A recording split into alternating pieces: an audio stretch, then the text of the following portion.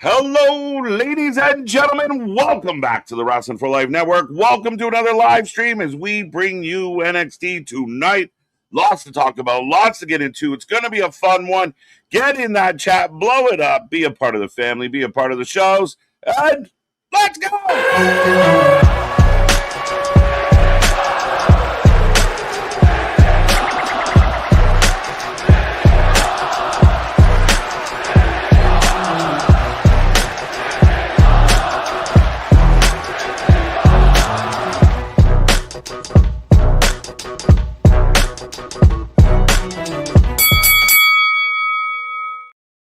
Ding, ding, ding. We are live and back at it again, folks. Like I said, we are the Wrestling for Life Network.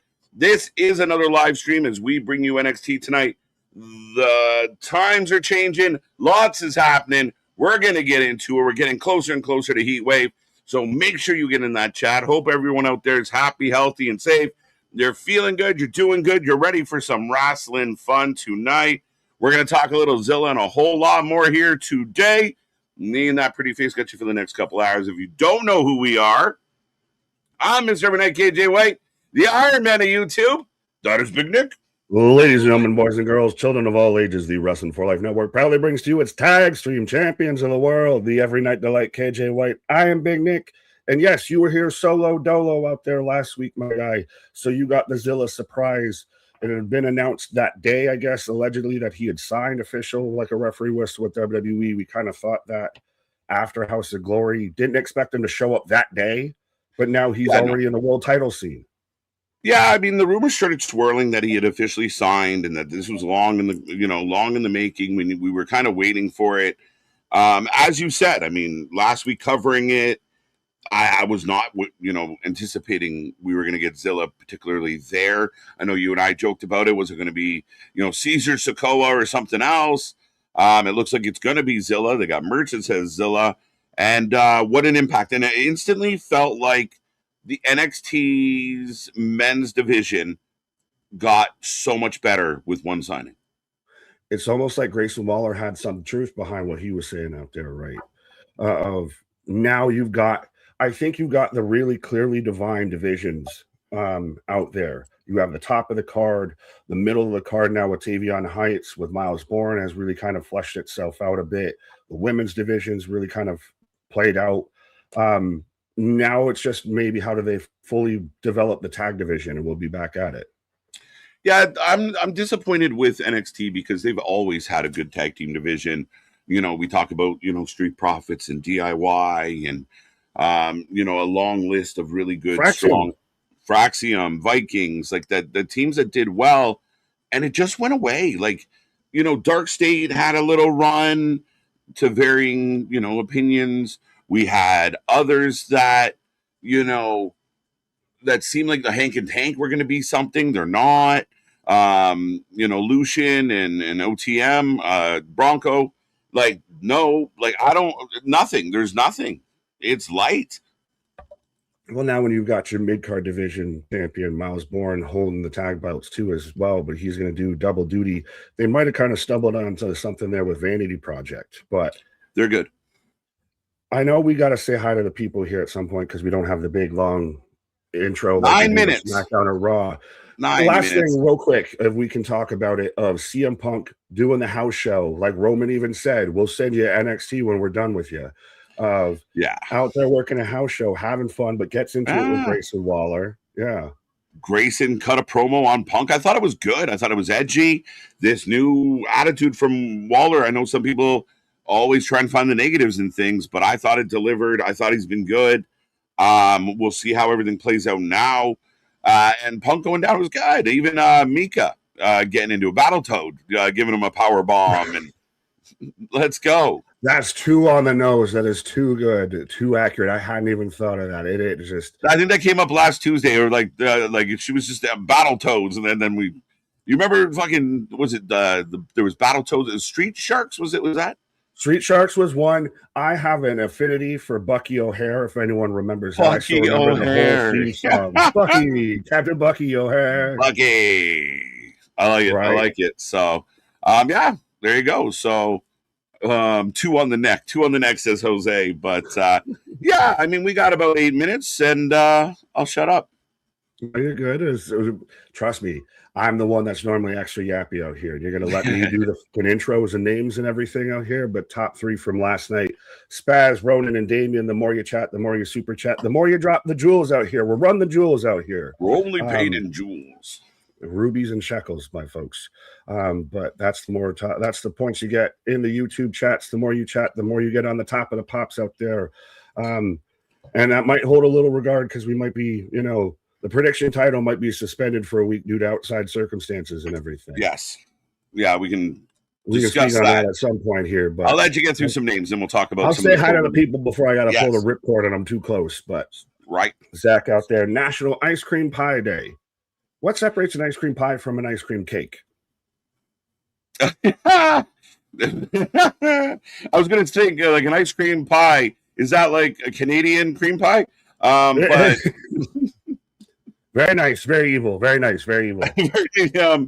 Yeah, I think the pie has a shell and cake has cake. It's just ice cream in a waffle cone. Is it? No, well, you can put in a pie shell. Yeah, I mean, you could use. But National Ice Cream Pie, I don't know if I've ever had officially, like, I guess maybe I have. Okay. Yeah, like the McCain ones. That's why I don't know. I'm on. They have a crust. Like pie needs a shell, and cake does not. Flaky crust with ice cream? I don't know if I'd still, yeah. I mean, you need a flaky crust. Well, we'll move on to this flaky crust. But Mr. Stormy on this beat. In 1986, Bon Jovi released their album Slippery When Wet. Pause. No, facts. It's going to be one of those nights. The chit chat. Yeah, it's definitely going to be one of those nights. The chat chit is definitely mixing it up tonight early. Eric, what up? Damien, I see you. Ken, Nick, on this day in 1986, the Bills signed Jim Kelly. Top three Bills quarterbacks of all time. Him, Flutie, and Josh Allen. I love Doug Flutie. Flutie Mania was running wild out there. He was Jeremy Lin before Jeremy Lin. Yeah, man. CFL MVP multiple times, Grey Cup winner, one of the best to ever do it in our league, and one of the good ones in your league. There you go. Sean Reed, what up? Reminding everybody, what is that? Not the WWE situation, all in like a nutshell. Like Doug Flutie is like an all-star Hall of Famer here. He was a good guy there, you get it? Yeah, but, you make it sound like he was like Ace Austin or something out there. He was still like one of the highly regarded and all-pro, all-star, all of that. Yeah. I'm a Hall of Famer, I would say. Right, and I mean that he'll be infamous for the Hail Mary for eternity. So. Well, that and the goddamn pooch kick thing when he played pooch kick. Yeah, Jesus. All right, back to the chat. See, that's the thing. Flutie went to the dark side, but Sean's out there on all the sides, out there with the Facebooks. We do have the Twitters, the Twitches, any sort of goddamn social media, any sort of linkage out there with the merch store, everything. But make sure you drop a like on the streams. It's free, costs you nothing, but that's the type of stuff that the algorithm likes. We like it too. All right, but Bubba Bean, shout out. I think that might be a new name. How you doing? Bubba Bo Dom. Nice avatar, buddy. Love it. TJ, what up? Paul Carpenter, I see you. Niche Fish out there on Twitch. Oh, how I wish I didn't fish that fish. After TNA, I wonder what happened to Dickie Carter. And for some reason, he started watching Nashville. And boom, season 1. Yeah. Is that her dad? Is that her dad? Dickie? No. Hey, Dickie Carter. I got to pull that on Anthony. Let's talk about good old Dickie Carter. You're right. I mean, I think Dixie just went back to her life and they moved on. And the energy and everything. Well, she didn't even get interviewed for the whole part for Dark Side of the Ring. Yeah. She's just... That Dark Side really kind of put it out there of that she may be a bit smarter than everybody wanted to give her credit for. She may have not been quite such the money mark that everybody likes to portray her as. No. But also might have been tenfold that. No, I think she was more conniving than people thought. Like, I think, you're right. Like, a lot of people thought Dixie, but... Dixie Dickie Carter. She was conniving. She was up to no good. and to no benefit of anybody but herself. And I think that got exposed more than anything else. Of like, yeah, she was a little like crap. Like, I mean, she worked ways to get Jeff out and get Russo in, and like she did her things. So yeah, she wasn't a complete idiot, but definitely a money mark. Because like, I mean, if she knew any better, Hogan and Bischoff and all that would have never been there. Yeah, she did conniver from Wu-Tang out there. Ain't no ain't nothing to fuck with. But right. Jose, what up? Guys, I actually want to watch NXT. Zilla is a draw. Zilla is, we talked about it. He kept his name. He's an Oos. So he's going to be a draw. And he have like the early makings of like the Jacob kind of vibe? Like did a bid, comes out. It has been known on the independents. Like everybody that's watched him at these shows, like he interacts with them. He's getting in their videos and everything. You had Mama Zilla live reacting to his debut and everything out there. Like you kind of feel like a part of this whole thing with him. Yeah, I think so. I think because of the family connection, we're very aware of who he is. A lot of fans, even what some may describe as semi-casual fans, are still aware of another. There's another Fatu out there. It's almost like the myth, the lore, right? So, yeah, very much so, Nick. There's a lot of potential here. We know that there's a lot of potential for Zilla, as there has been, for his family, his cousins. The bloodline's been a thing, and I know people, another Samoan, but they show up and they make an impact. I don't know what to tell people. Love them or hate them, but the fans pack out arenas for them. So I don't know. It might just, it's starting to sound a lot more like a you problem with some of these people than it is a real problem. People don't like things at the top. People don't like number ones. The minute, it's partly why I think, a guy that pulled out banger after banger after banger after banger like Drake gets shit on just because he sat in the number one spot too long and now becomes Drake Hogan. And people are going to hate when you're rising to the top. Dude, we catch it. We catch it. Again, what can you do? I mean, I would have gone with the Yankees. I mean, kind of always at the top, the most hated. I don't know if I can back about Drake and everything. You might just be playing the MDB, but you do. Maybe. But Jose, I see you. Almighty Pop. What up? What up? Bonkers. OG Dale. Cherokee George. I see you. Trey, what up? Anthony, I like ice cream pie with chopped chicken and onions. Huh? Why not? I mean, I like those three things. Maybe not in the same pie. I mean, you mean one after next to each other? 17 cents. Yeah, I know. But Jose is saying this stream always devolves into food talk, and we haven't even started the show yet. Right.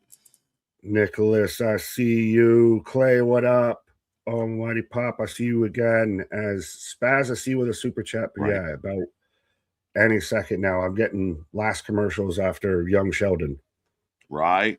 I just got the NXT live events about to start. What up, Ringsider Anthony? How you doing, buddy? How you doing? We'll see you Thursday. Get all your takes on all the fun stuff. Dixie was in Nashville. I've watched the show times. I have never seen her. Yeah. Fair enough. Well, no, I think that might have been so. Dixie Carter, I guess, appeared in the show. Was she in the show Nashville? Maybe. I think at the time when she just wanted Real Housewives in Nashville to happen. I was like, then. Oh, I'm not touching nothing. 80 and AZ, what up? Now. Like, don't. I think I just delayed saying it. Okay. Vitamins make the pages stick. A little slow. Forever. One thing they're fast on is what we were told with. What? Did we just become best friends? Yep.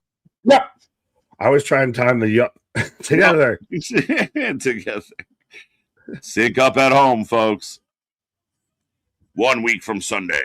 Heat wave. Right. I love this, though, from Jose. Oh, no, another great wrestler. The fact that Big Jim exists implies that a bigger Jim might also exist. Right? It's wrestling fans are funny, man. Like, they really are. And you see families with multiple athletes and multiple pro athletes, and you think Florida's like, oh great, another Kachuk, how boring. Like, no, they're like, let's fucking go, get the other one.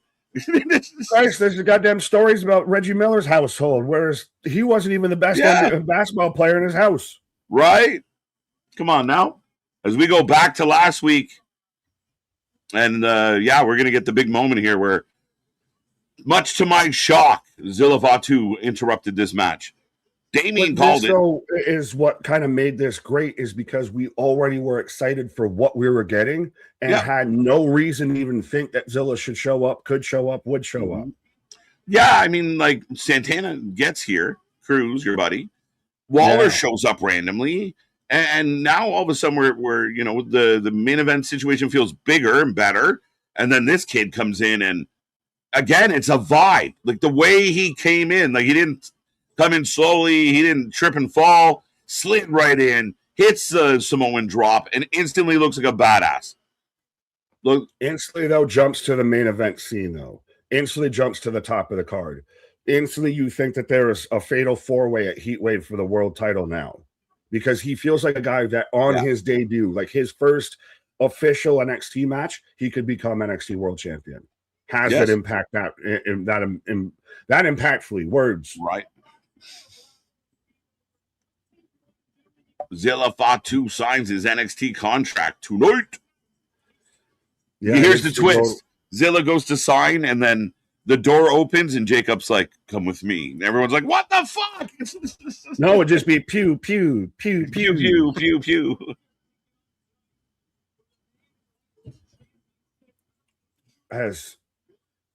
Mike Santana. So we're starting off hot. Coming out to the balcony and everything. Like,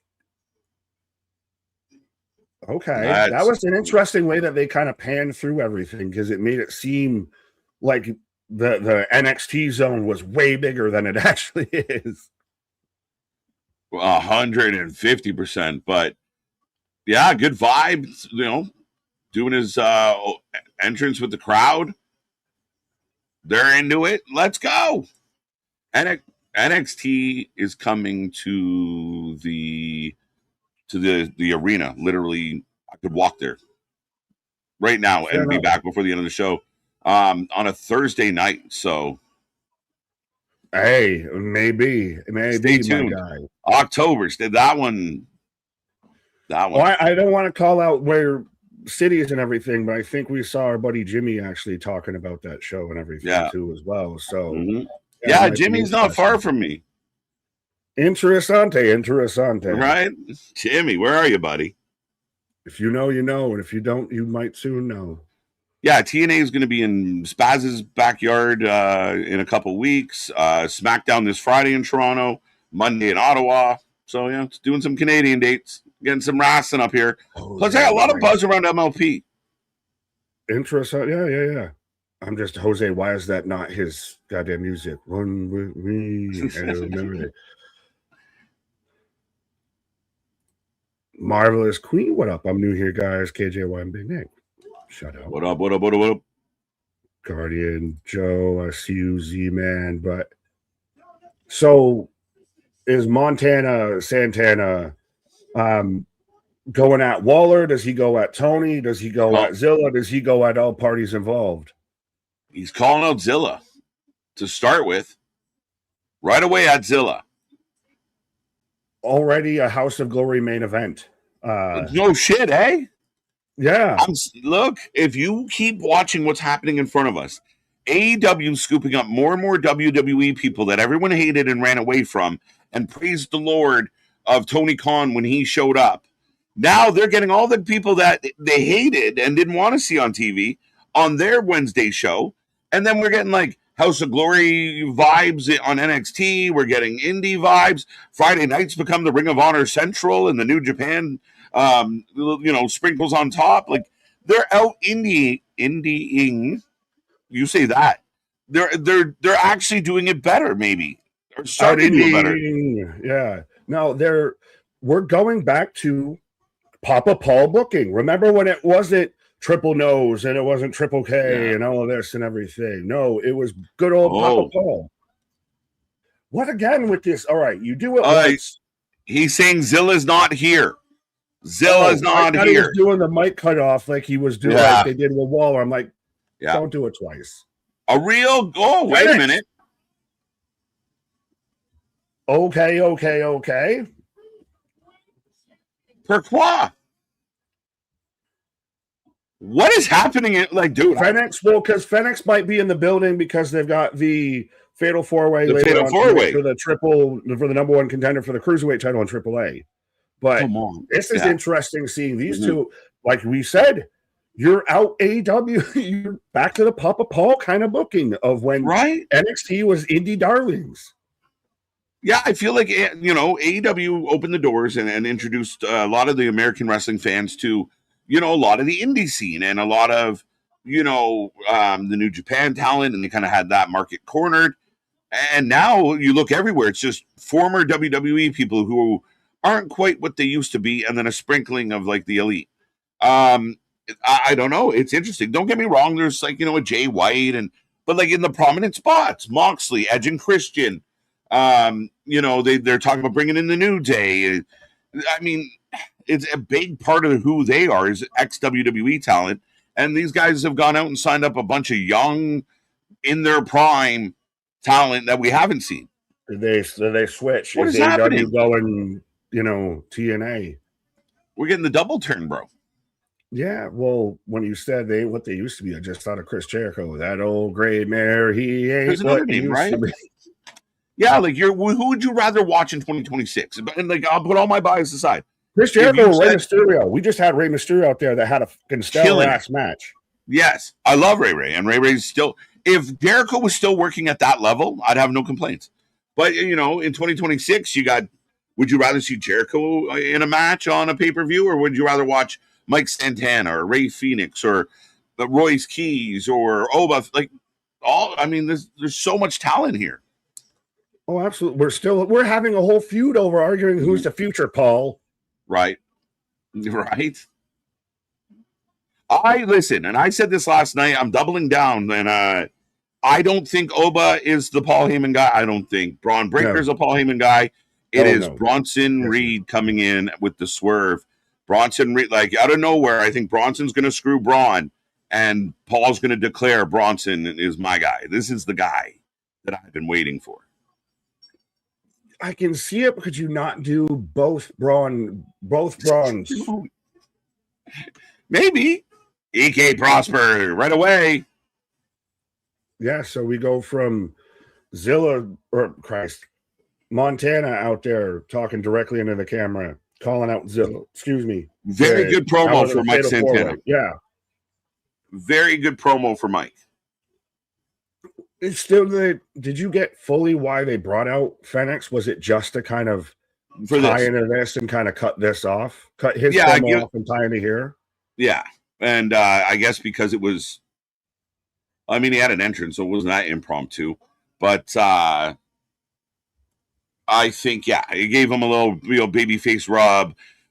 Phoenix comes out, gives him some, welcome to the company kind of vibes. And he rolls out, and Phoenix is here to find out who he will fight as we get the fashionista sheep herder. Yeah, Tristan Angels that has kind of, if you watch the clips from the house show and everything, kind of has become the jobber of the locker room, the guy that, is the heel everybody beats up on. But he seems super talented in the ring. The character is just very specific and not exactly interesting to me.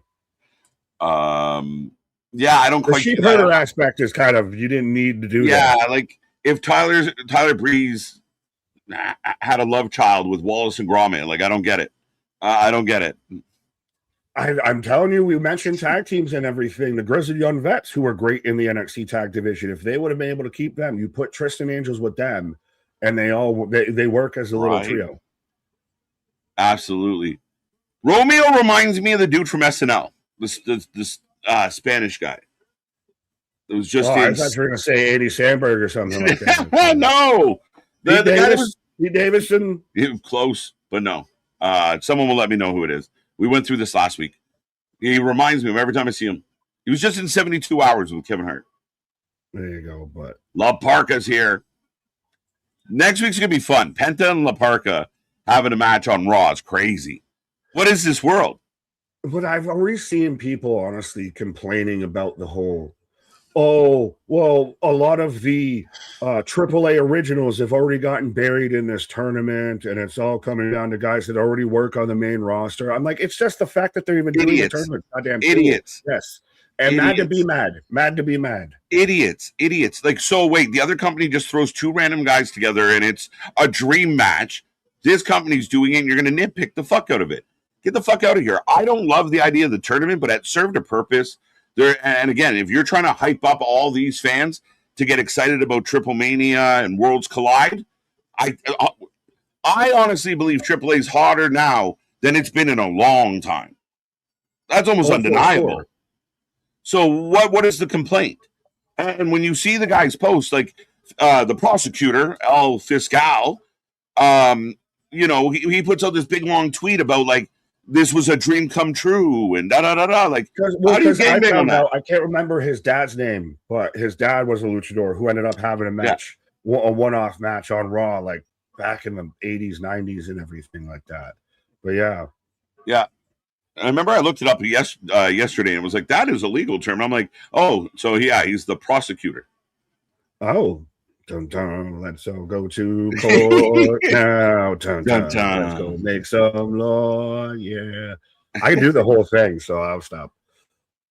Abismo. I don't want to say the second name, but Abizo. Is this that? Bermuda, Bahama, come on, pretty mama. What are you saying? His last name is Black, but in Mexican. Ah, fair enough. No, I didn't even know what you were talking about. So you can have that. That ain't what I'm mad at. And my last name is White and Canadian, and I can't walk too Canadian, close. Not English. Only in Canadian. I don't want to walk too close to that line here tonight.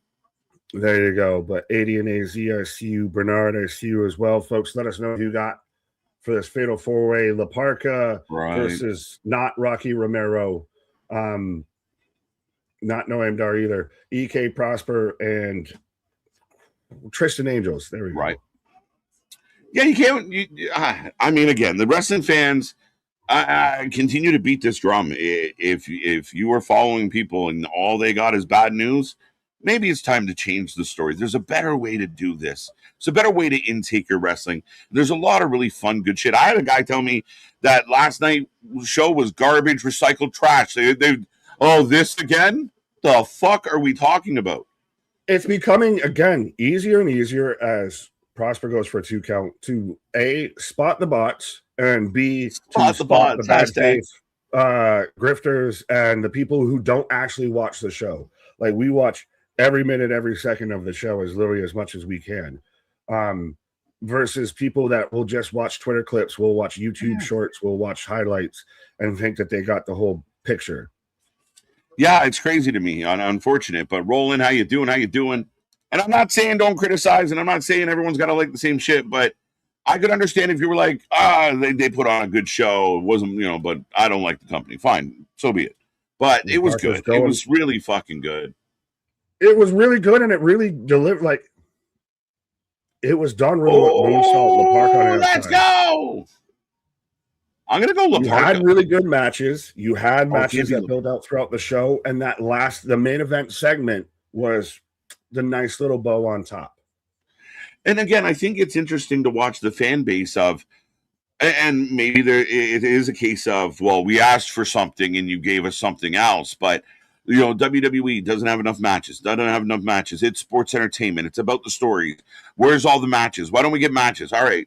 We'll start giving you matches. We'll start giving you high energy matches. We'll give you longer matches because the matches last night, guys are going through 2-3 segments and getting time to cook. And the wrestling matches, like the old rhetoric is starting to change, and some people aren't changing with the rhetoric or with the wrestling, and they're sticking to their old bullshit story. And you know what? I'm watching some garbage matches on any given night of the week, whether it's Tuesday, Wednesday, Thursday, Friday, it doesn't matter. Every night offers shitty matches, but I don't think they're getting enough credit for some of the good shit we're witnessing. And there was a ton of stuff we were talking about, the Rey Mysterio Chad Gable match. I said, Rey's out there still in his elder statesman age and everything and putting on bangers, not even just including the whole Roman Reigns segment at the end of everything between Braun Breaker and Obafemi, which now they've set up, for Sunday night's main event, right? Which also has Randy Orton and Cody Rhodes on it as well. So Sunday. Looking with peanut oil out there, and then you have the whole lucha vibe. You had Ray Fenix versus he was what a Fiscal, and then Dragon Lee was Dr. Wagner. But you have two great matches. You have two lucha matches out there. Put a spotlight on AAA. Like, there is no pleasing you, I guess. Yeah. Oh, they're just going to destroy AAA. Da da da. Well, look at them really trying hard to like amplify AAA. And right now, AAA arguably has the match of the year and the storyline of the year. So that's good, right? Yeah. Well, they're doing it too much now. Has WWE done what Tony Khan tried to do with integrating Ring of Honor into AEW of what WWE's done with AAA? I know we're not going to rehash the fight about Dom and everything, but have the way that they've integrated AAA, but it's not been a focal point a lot, but it's still been involved, and has really kind of been that symbiosis relationship. And it's like we talked about last night, it's the middle of the show. It's the mid-card guys who are expected to, do well and show up on and have good TV matches. So, I mean, at the end of the day, I mean, there's a lot more good than bad for me. Right. But as I'm in picture, we'll take the good and the bad with Spaz out here with the $5 super chats. You want to read or you want me to read? X don't like me. X not going to give it to me. X gonna give it to you. But I got the plugs out, and you and me and Jake finally pass on all of that. Pause, not pass. I don't know what any of that meant. Plug walk. Let me see your plug walk. Let's go. And then another one here from Spaz. Another $5. So double up. Today's internet idiots. I see a lot of, man, if your family crying like goofballs on social, I can never take you seriously. What? Oh, if see your family. So we're saying about Zilla's debut, I guess. Really?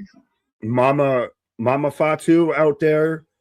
The boyhood dream has come true. The man's out there, came out the penitentiary, went through everything out there. I went through the loss of his father to come out there on the other side. Andy Dufresne smelling like roses. Man, he's making his dream come true in a case where he might not have made his dream come true. I know he said, he wasn't necessarily thinking he would be a pro wrestler one day, but again, he's about to, feed his family for generations over this. So, again, I think those are easy outliers that you can just delete. Like they're part of that, again, the toxic 5%. Yeah, well, it's the vocal minority, which is Twitter at this point. The people start gangbanging on a video of my mom crying, I'd be showing up at people's houses and Zilla Fox. We gangbanging back in a different way. Yeah, right? I'm not saying anything that you can incriminate me on, but if some things get shot up, right? We're going to Jay and Bob it. Are you wrestling fan 1212? Oh my God! On wrestling poop shoot? Yeah. Suplex from Rocky. Good match. Again, a lot of high tempo matches out of the last couple days. Fast paced. Well, again, like I said, I swear to you, and this isn't me trying to be Vince Russo or Jonathan Coachman or anything. I'm not Dave Meltzer. I don't say I have an inside source or anything like that. But I just feel it within me that I feel like there was somebody that pulled somebody, whether it be a Paul to an Ari, whether it be a Nick Khan to a Mark Shapiro, and saying, we need to have a come to Jesus moment. You're fucking with our money flow right now a little bit. Yes, we're making money hand over fist because we're price gouging the shit out of people, but they're not going to return anything. We're not getting any actual new fans that you think we're getting. Mm-hmm. Let us do what we were doing before and made us the hot commodity that wanted you to buy, that was there that you wanted to buy. Let us get back to being the hot model that you wanted to take off the shelf. Yeah, I love that theory, and something pivoted. I honestly feel like there's been a shift. So if it was that great, and again, like Nick said, he's not claiming to be in the rooms like other people are, but that's Nick Meltzer Russo. But yeah, I think that's a great theory, and it feels like again, at least acknowledging maybe we are doing too many generic, boring matches, and we got to give them some fun stuff. Maybe we got to make our pay-per-views a little better. Hey guys, all this lovely advertising. Yeah, we're making tons of money on these overpriced tickets and the advertising and all the shit. But if the wrestling isn't good, just like a sports team's not good, those tickets Well, might we're sit. getting our ass handed to us when Right. we're half selling out a venue, when we're having to give away tickets for $25. When I'm having Pat McAfee out here having to pitch Dodge trucks, I'm out there going hat in hand when I should be out there going like so I can hot dog and grandstand. Yeah, you don't want to be back to the Papa Paul era. Yeah. You don't want to be the Los Angeles Angels that can't win a game and therefore can't put asses in seats. So, right. And again, wrestling. Oh, wow, what a move. They got Rough Rider off. Again. EK's going to win. Actually, it's disaster. I think. What? I was trying to remember the move. Giant ass and moonsault. 3 EK wins. Oh. Okay. I like this from Almighty. It looks like we're getting EK Prosper for the win. Yes. Yeah, it's not who you think it is. And he actually might beat Ray Phoenix if my theory of, the Lucha Bros getting together, he might beat Phoenix when he fights him. He goes and does a run in AAA out there? Why not? Well, I think that's one of the Les Wee instead of Wes Lee out there. But the kid can bounce. Another bouncy gentleman in this company. Now, you think that they're going to go the route that everybody thinks they're going to go and just put him and Javon in a tag team? No.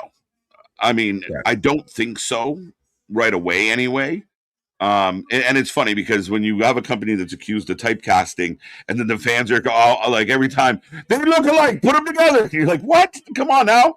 You get mad at But we don't do that when we put Swerve and the New Day together now, do we? Just saying. If the shoe fits, you might as well dance in it. Up next, let's go. We're going to get Natty and the Baddies, or the Natties. All the Amazons. Versus the mom versus the side piece. But it's how do you feel as I go to commercial right now? How do you feel about the whole Jada Parker, Thea Hale partnership out here? Jada at one point was all but signed, sealed, and delivered, allegedly, according to Twitter, and to some dirt sheets, to the main roster. And now it looks like she's in the Tony D'Angelo spot of, will she ever get out of there? Oh, I don't feel that way about Jada at all. I don't think she ever was able to get... already passed her. Callie's already passed her. Maybe not. Kalani's been there longer and kind of in a staler spot than I think Jada. Jada's never been at the top of the NXT chart. She's never made it there yet. Injuries have really been a factor for her. I talked a lot about the fact that they have her working a program with Natty. Like, I don't feel like she was the Tony D that kind of got to the top and plateaued. I just feel like her rise got delayed. It got slowed down. It just, it wasn't quite the same speed. Fair. But I mean, I get it with the one hand of Jada and Natty. Are you trying to get her kind of, this is the trio, come to the trio a little bit. Let's see how you do with somebody who runs out on the main roster. I At imagine. the same time, she's partnered with Thea, and Thea's just involved in this. Like, this has become Natty and the Natties versus Thea and Jada, and they need to find a new baddie. Like, yeah, but I mean, towards a six-man. Yeah, but I think internally, WWE, NXT, the guys that are booking this, very happy with Thea Hale. They like what Thea Hale brings to the table. They know who she is. You're trying to put a little more of a babyface shine on her, but I do think she might turn. But we'll talk about that later. But you bring Natty down, and like when you bring your vets down, they work with people that you really see something in. You don't bring Natty down to go a couple rounds with someone else. They really like Nikita Lyons. I really like Nikita. I really didn't like Nikita. I don't like Nikita Kurloff. I don't like any Nikita Khrushchev. No, you're missing out. But I watched her on Evolve. She's a great heel. She's getting better. She lost some weight. She's toned up a little. She's a pain in the ass. Carmen is outstanding, and she's killing it in AAA. Now Penta has to fight to stay. He might end up in with the dogs as well in that storyline, so they continue to cook. But no, I like all three of them, and the company likes all three of them. So that's why all of this group is all working together. And yeah, I don't think Jada was hot, but then Jada got hurt, and now coming out of that, I think they're putting a lot of investment, a lot of time into Jada to make sure she gets where she needs to go. Because she's so you think they're doing Braun Breaker with it? You think they're doing Braun Breaker with it? In what way? Got hurt, and now putting your time and your investment in it. Yeah, I think so. You're building it up. You're like what's going to be. That's why we're having the argument over the future, because Braun was going to be there, but got hurt, got banged up, and might have gotten passed by, and now trying to get back into that prime time slot. Yeah, and like I don't really think like is Kalani that far ahead of Jada? Not really. But as like Callie Armstrong already came from Evolve and started to pass her by. And I wouldn't go that far with Callie yet.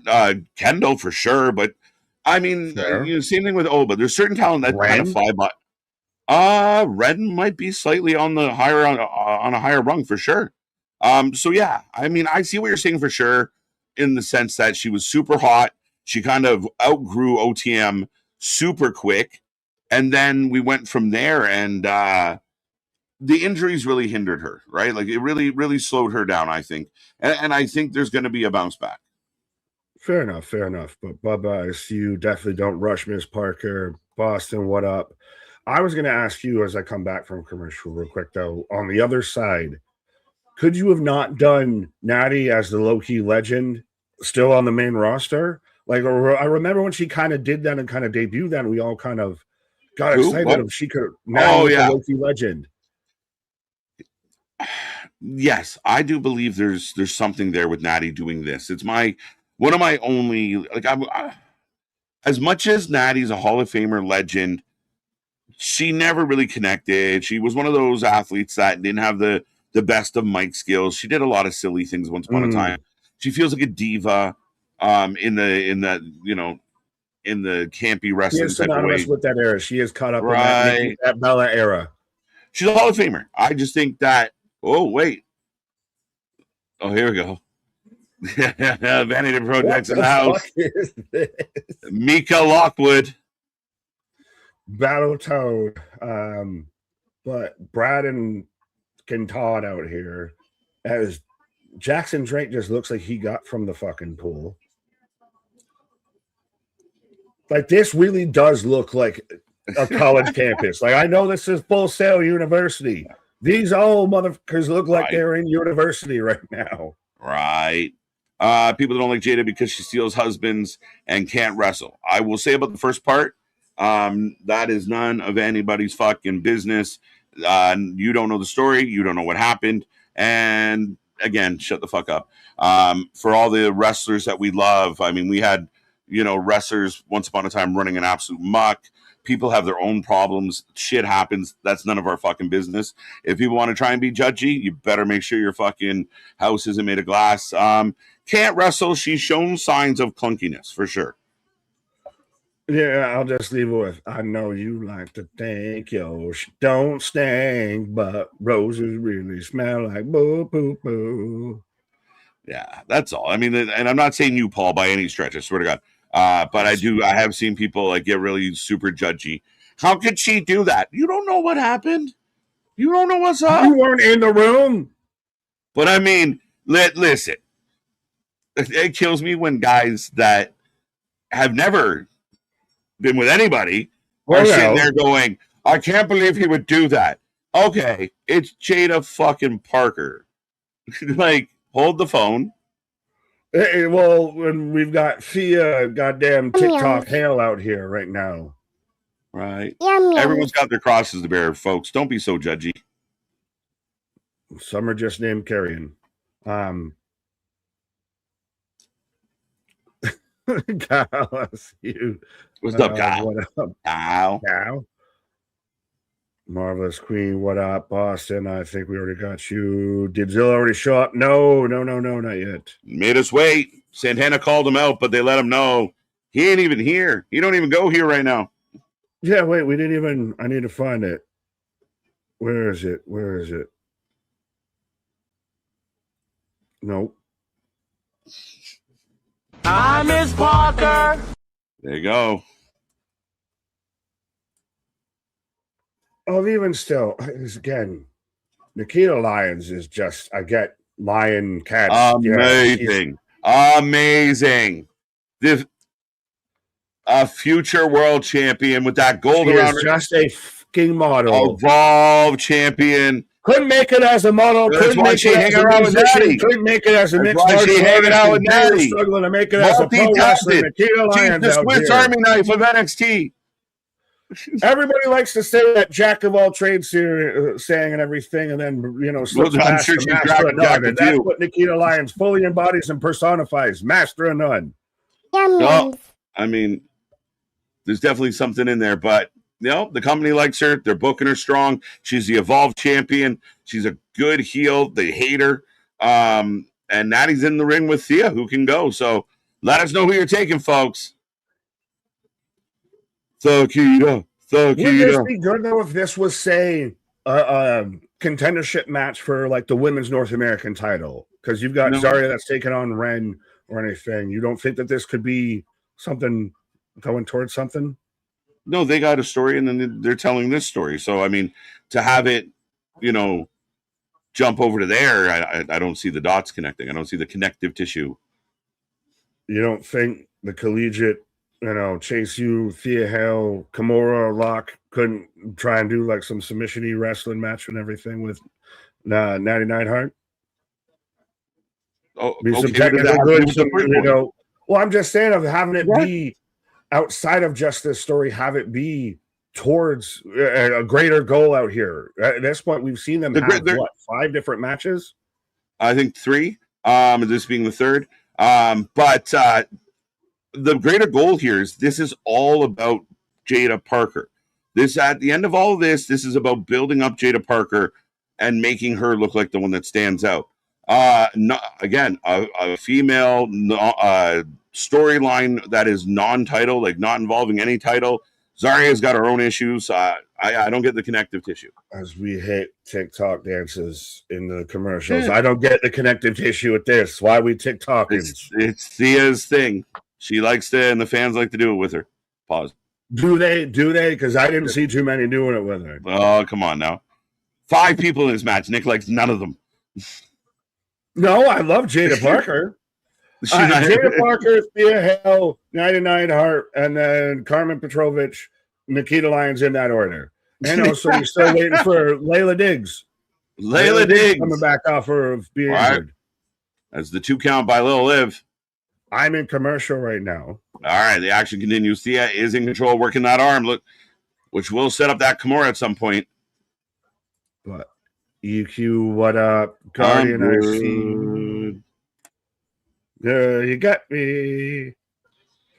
The Kita. Oh boy, here we go. Oh shit, here we go again. Chair, what up? Gina needs to work on all but her looks. Hey, do you know what's sad, Nick? And it's going to be a hard pill to swallow and admit. Me? Nikita. Whoa. We're going to pause hard, but do you know who surpassed Jada Parker? Nikita Lyons. It's getting booked better, winning more. She's getting booked better. She's got a belt. No. What? You just said Jada's Jada's cooled down. Jada's cold. Yeah, you're right. She ain't that cold. That's goddamn ice cream. Look ahead. The Titanic's going down. If what you're saying is true, showed up at the cookout and took her spot, bro. Nikita showed up at the cookout and took her spot. First off, the fact that you even said she's showing up at a fucking cookout is goddamn. She's the raisins and potatoes. Are you kidding me? She gets a VIP invite to the cookout. Come on now. No. I said, she's raisins and potato salad ass. Listen, if you've ever been to a cookout, there's at least 3 or 4 girls that look just like Nikita because they Nikita. Look like, but don't act like. Oh, come on now. Get the fuck out of here. Don't act like. No, you cannot say there, and I know what you're doing out here, but there's no way you're saying with a serious face out there that Nikita I'm dead Lyons serious. If you're going to say that, then you have to agree with my argument that Jada's cooled off. Fair enough. Nikita, so you're willing to concede. I'll sacrifice one for the other. You're willing to concede points to the house, Your Honor. If you're admitting that Nikita's doing better as a consequence, yes, I'll take that. I'll take that straight. Ladies and gentlemen of the jury, let this be known, let this be seen, that the prosecuting attorney out here is willing to sacrifice and concede former points that he argued just to coincide with his fictional, to win the big fabricated point of view on this whole situation. She is completely cooled, and now Nikita's on fire. Evolved champion. What's the record lately? What Jada's lost 2, Nikita's won 4. I don't even know, but Anthony, go screw yourself too on Thursdays. You don't do Thursday Impact by yourself now. You've never been to a cookout, KJ. Come on now. Oh, no. Jeez. Fucking hell. Everything bad rolled up into one fucking wrestler. Right. There ain't no way you putting that much disrespect. Yeah, Nick quit, so I think the other one's trying to quit. He's trying to invoke me to quit out here. We might just both walk off. You guys can have the stream. You run it out right. Here. See, Natty's still going pretty hard. Right? They'll live with the call. There is one. Kimura. There is 4.5 blonde women in this ring right now in this match. Fair enough. And you don't say they have a type. I've been calling. Say they have a type. Right. The other 3, Natty and the girls have been calling Blonde Ambition. Really? Really? To the top. Well, no, I'm like, it's a clever name. I dig it. Oh, nice. Slides. Mm-hmm. Yeah, you can go back out to your cookout there and find your Nikita Lyons whenever you need to, my guy. Nick looks like the type of guy to put almost all the potato salad on his plate. I actually don't fuck with potato salad, respectfully. No, why? No, don't fuck with it. It's delicious. Wifey, no, nah. It's delicious. I'm not a mayo guy. You don't like Nikita or potato salad? I like potato, not potato salad. I like ice cream cake. I like ice cream. I don't like ice cream pie. I don't know what even ice cream pie is, but you can have Speaking of things you like, Cruz Santana in the back just cruising around looking for Zilla showing up. We're crossing all the names out here. Literally cruise the Vista. Right. Cruising the parking lot. Natty with a 2 count. Red Bliss potato salad, KJ. It's like crack. Let's go, buddy. I'm a sucker for anything this potato is related. I've pitched a fatback, chat for members only out here because we keep devolving into food conversations out here. Bro, missing out on the tater salad. What are we doing? Are you Ron? Are you KJ? You Ron tater salad white? I didn't know how many of them it was going to take to kick my ass, but I knew how many they were going to use. I was going for the Kimura again, folks. Just played the flip 147 times. Beats Natty when Jada couldn't beat Natty. Right. It does, Your Honor, does your attorney, does Jada slide a bit? Nick just pleaded the fifth 147 times. Right. Nick is so funny. He doesn't like potato salad. I'm hilarious. Nick no like ice cream pie. Blasphemy. What's wrong with ice cream pie? I don't know what it is, so I can't say yay or nay because I don't know what it is. Ice cream in a pie shell. Look at she taps to the sharpshooter. Natty gets another win. So, but now it's been 3-on-1 beatdowns. Jada and Thea haven't gotten any wins. And we've still got Layla Dixon getting it up 4-on-2. Show me potato salad. Yes. Facts. Let's go. Does this combination of Thea and Jada need to add a third member Look, look, look. They got Jada. I'm going to make you watch while I tap her out. That's they it. just became friends 2 weeks ago. I'm going to break her back. And she's smart. There's good shit. If this... And she already walks away. What I tell you? This is... Oh, it's a Laffy Taffy. But this is all about Jada. Yeah, well, I would hope so. But even then, I'm just...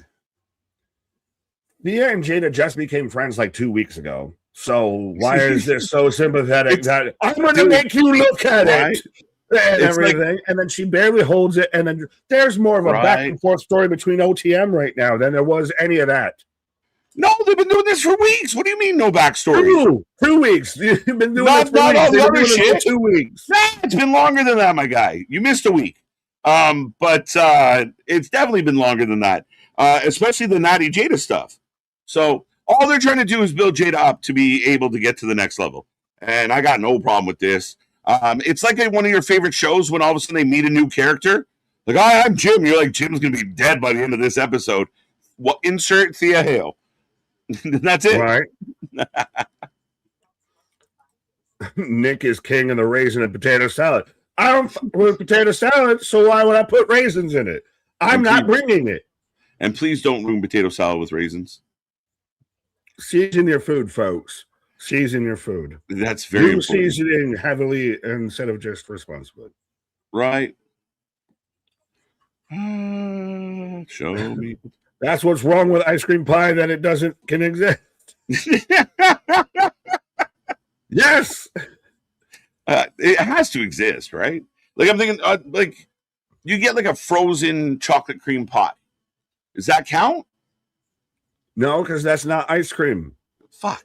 Key lime pie is not ice cream pie. No. We're getting philosophical with ice cream right now. Philosophical with ice creams and pies, or what determines ice cream what a pie is? A quick, no-bake frozen dessert made with a cookie and graham cracker crust and filled with softened ice cream. That sounds fucking lovely. So an ice cream cake. But in a pie with a pie crust, like a graham cracker instead of cookie. So you just make it with cookie. Chocolate. You can have a cookie crust; it still counts. Cookie. Is a hot dog a sandwich? Is this what we're arguing right now? I don't know what the fuck. I'm going on a pause. I need a moment. Take your walkabout out here. I'm gonna go get some ice cream pie. Pontificate the cannoli theory. All right, I told you an ice cream pie is. We're two in the bush. There we go. But KJ going to take a walkabout to go and find his Canadian pies. But hello, Marie Callender's, Reese's, Edwards. I live for ice cream cake. And like I said, I'm a key lime pie guy. Pause. I'm trying to like censor it, even though we're probably well past the line on YouTube, but I'll fuck with a frozen key lime pie, or especially when like Burger King, when at times you get the Oreo cake or the Oreo pie and everything like that, stuff like that. I'll get down with that. But yeah, I've just never seen or heard of an ice cream pie. What up? Carmen is letting some of her character in AAA bleed over into an NXT character. Fair, and is that what it needs? Because, and I'm not again going to rehash the whole debate, but I do think that there is very much an obvious difference of booking from how AAA talent is on WWE television and how AAA talent is on AAA television. I guess a bit inherent, but also at the same time, they at times seem vastly different. And I really like what they're doing with Carmen on AAA. And I do like Los Perros, the wild dogs out there, to see where that kind of goes. Is that going to maybe potentially, hopefully, catch steam at some point and kind of become a light Bullet Club? Lady B, the American back are getting so big, we out here smoking honey buns wrapped in bacon. I mean, I've been saying I'm down for a big back hour. Shout out the Raw Room of all the NFL players, Ken Bates and all that. Ken JC doing the big back hour, but yeah, no. It'd just be funny even too of like, let's get Anthony the Southerner out there. Let's get KJ the Canadian. Christ, let's bring in, Canadian Nick, Geekbox out there, UK. Let's see, would this be legal in your country kind of vibes out here? Because there's some stuff that I know for a fact is out here that is just wild. As we're about to get Lucian Prince versus Lexis King for the speed title.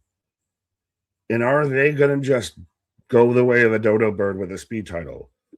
It seems very much like at Heatwave when they have the match between Brand and Zarya, that the unifying you're getting rid of at least one speed title. So are we getting closer and closer to getting rid of both speed titles?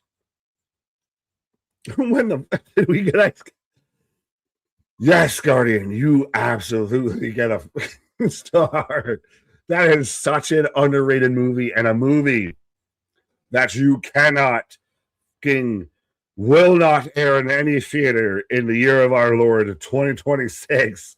But goddamn, if you are of a certain vintage, I'll say out there, that is such a great quote pull out there. When the fuck did we get ice cream? Lexus Cowboy Rodeo Carnivore Barker. What the fuck King out here has the birthright. Just for everything we were saying about WWE seems to be out Indian the Indies, or at least out Indian AEW right now. This is a group that feels fucking indie. They look like they're the main event scene for Wrestling Revolver right now. No disrespect, but yes. That's a great Kimpo. Show me potato salad. See, Money, what up, my guy? Been a minute. I missed you. Where have been my, Northern New York brethren outside A.B. Johnson? Corey, what up? I'll take two, please. Two with a soda on the side. Oreo ice cream pies on another level. I still, outside of ice cream cake, because I'll even take that over a regular birthday cake or anything, and I know KJ's likewise. That might be part of why we're friends. Lexa's already rocked. Literally, the amount of time it took me to say the words ice cream cake, Lucian almost already had this one, which him as speed champion wouldn't be a bad idea. And does it kind of up the tension between him and Bronco? Does Bronco make a decision out here that kind of costs it? But 428-27 out here. But beyond that, I'm a key lime. I was going to say something that was going to get completely taken wrong out of context. But yeah, I'm going to just leave it at probably next up would be a key lamb. All I heard was two in the bush. There you go. One in the hand, two in the bush. The Rock be like, I'm limousine riding Python, son of a gun, but he took that that from Flair. Yes and no. I mean, that's definitely a remix. I'll give you that. It's one of those, it's not the Vanilla Ice, under pressure situation if it's not a complete line for line bar steal. But it is a bit of a remix. 4 weeks, Nick, watch the show. Well, I missed one, so I was there. And even then, my point still stands. Have you ever gotten, now this is going to get all sorts of deep life situations out here. Have you sat there and made a friendship in 4 weeks time enough that you feel like your enemies could sit there and it's going to be a dramatic thing to make you watch as we loosely put them in a submission hold for 10 seconds? Like, even if you want to argue 4 weeks, the rest of the segment wasn't great. The men do not need a speed title. Honestly, you are better off giving them a cruiserweight title. Facts, and the women keep the speed title.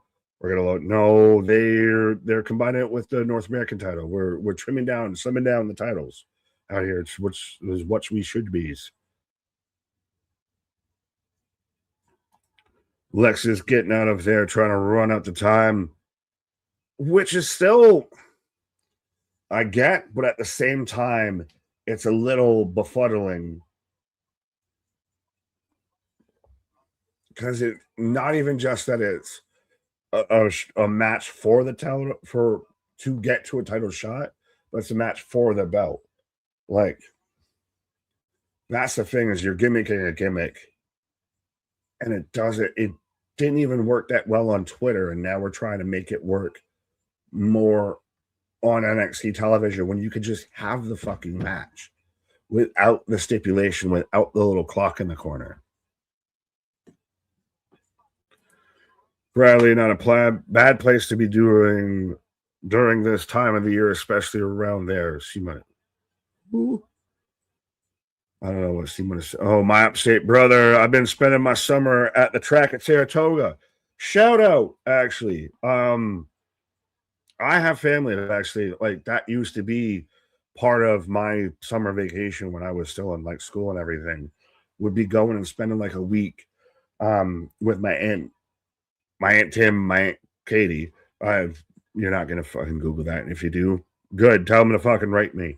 But yeah, we'll go down there to Saratoga and hang out there and go down to the track and everything. So yeah, no, shout out. That's I'm not advocating betting. Hashtag not sponsored. We're not out here. DraftKings, no, none of that. But that was still always fun, and it's still now even looking back at it of how much like that was a city compared to even where I grew up, and now knowing how much that we're like how bigger that really is and everything, it's still fun. So it's like Poughkeepsie. Well, that's not northern, but yeah, shout out Poughkeepsie too, by the way. All the families, all the New Yorkers. 1 minute left as Lexis King steals a win, and they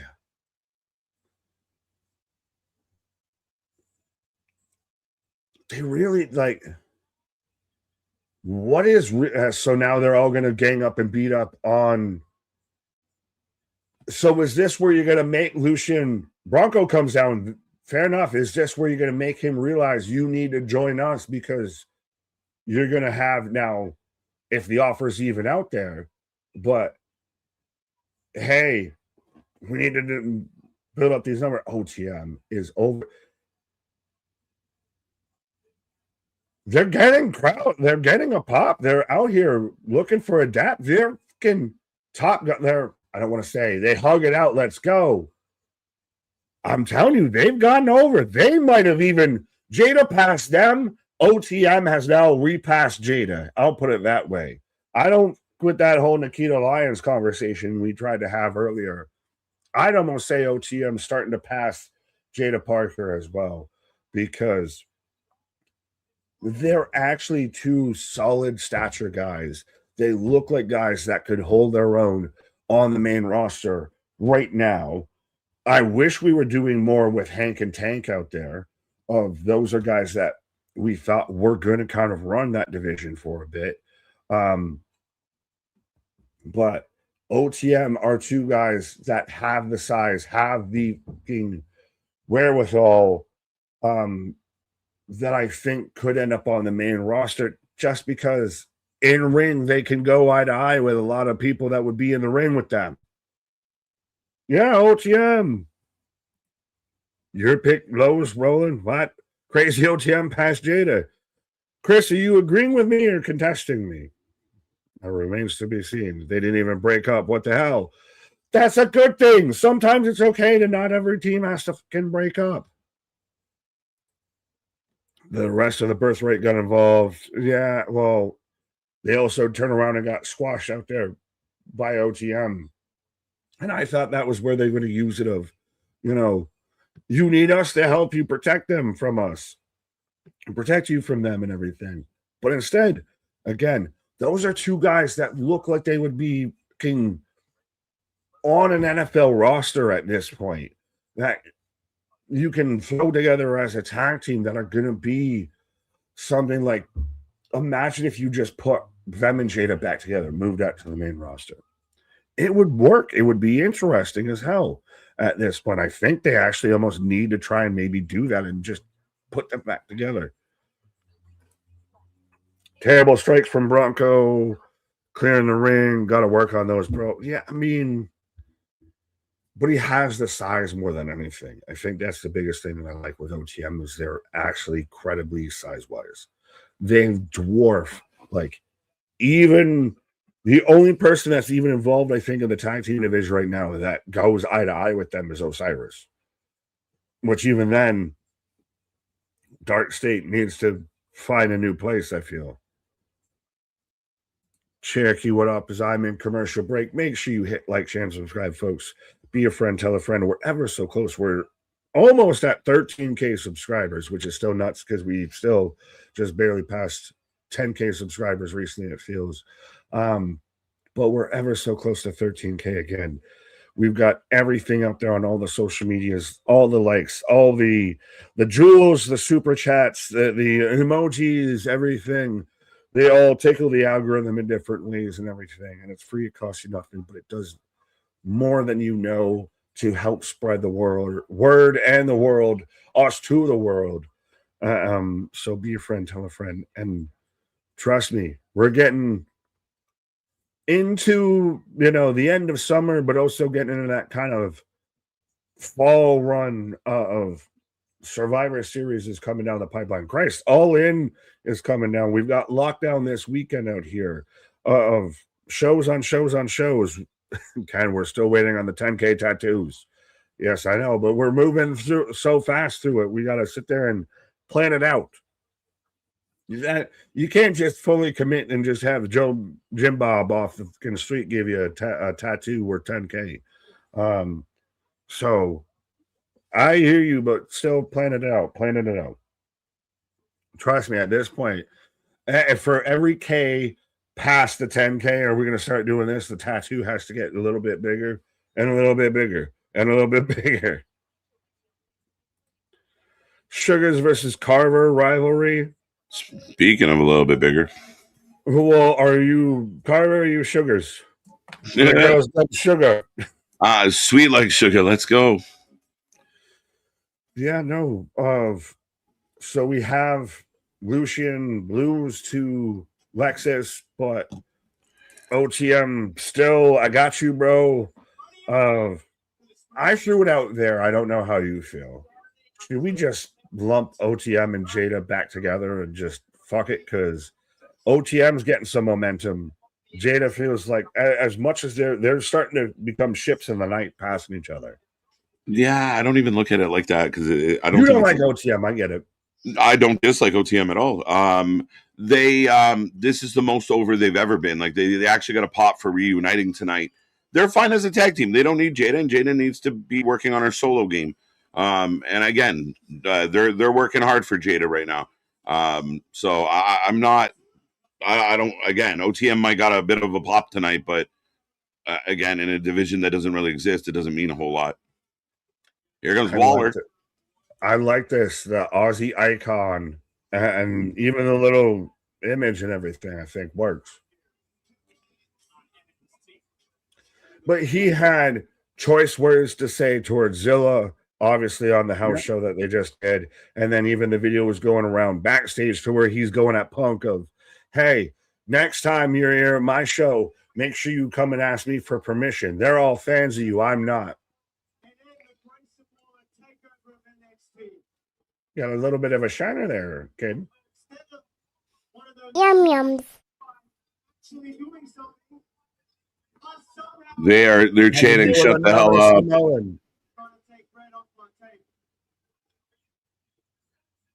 Elo LaFleur, yeah, forgot about him. Been on the bench. Right.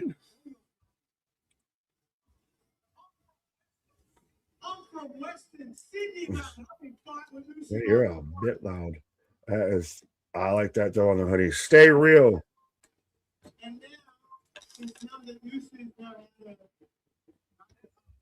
We thought they should wrap it up. There's another Samoan.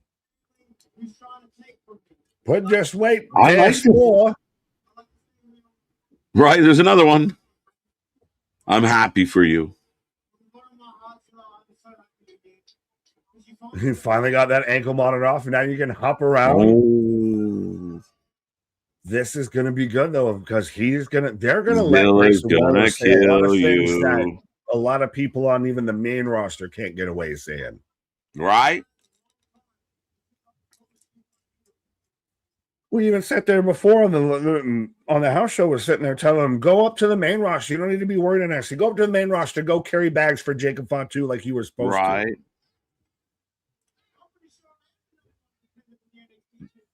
Who's yelling? I don't know.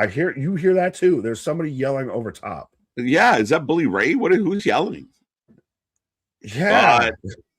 Tony D. Looking jacked. Look, man. Well, Tony D has that like wrestlery kind of body in a sense of right. Like he's probably like 5'8", but like has that like hourglassy kind of body, like does this shit, but you're still like, man. He has a bit of that prison body. He's all upper body and chest. Well, I mean the Don, yeah.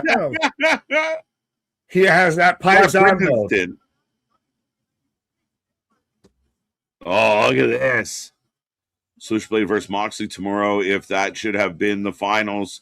No, everybody wants the dream match of Moxley Kingston.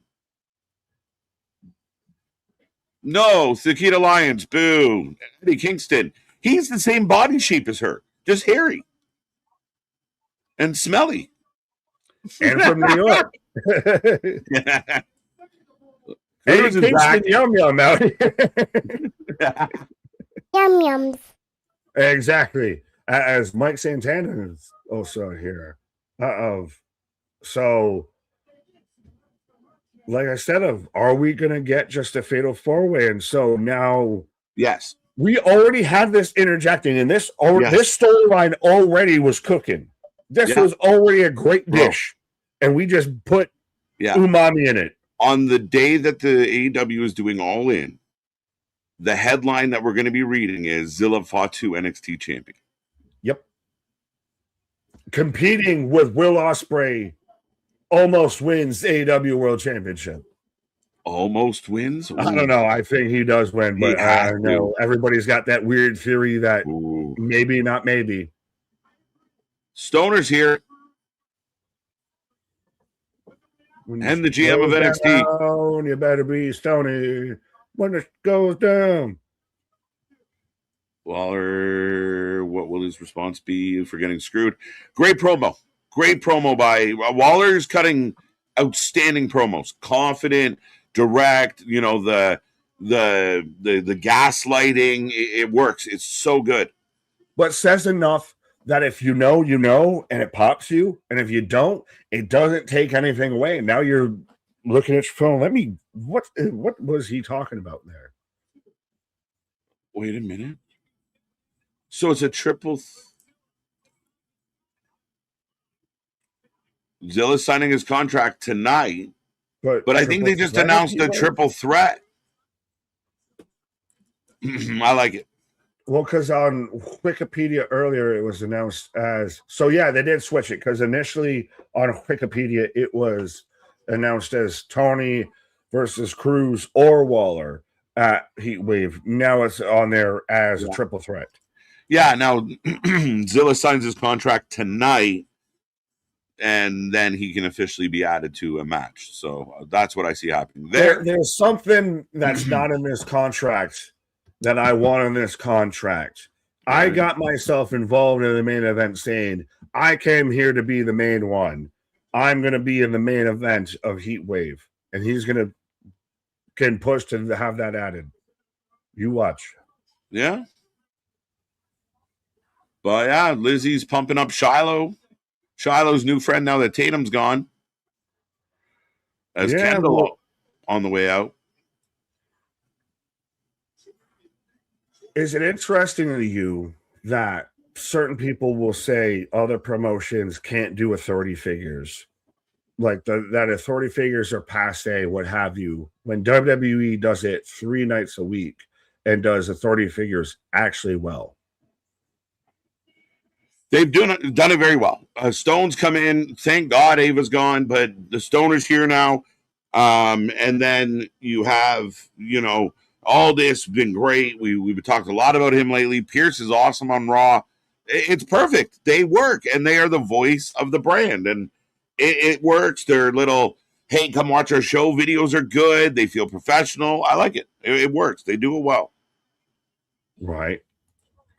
Santana taking back the year from Javon. If you know, Javon's from North Carolina. Yeah, well, yeah, it's an NYC thing. Right. As we do have a match coming up. Yeah. The tag team match player, holla, holla, holla. Thank God they didn't change his name to Zilla. Well, when he's got that oos juice and he drops leg, they ain't going to change him to, Caesar Sikoa. I know you had talked about that, and maybe at one point in time that it would have actually been a thing, depending on how things played out with the MFTs and everything. Zilla could have been the second in command underneath Solo. But at this point, like, Solo last night spikes out of Roman and now definitively has gone Dolo.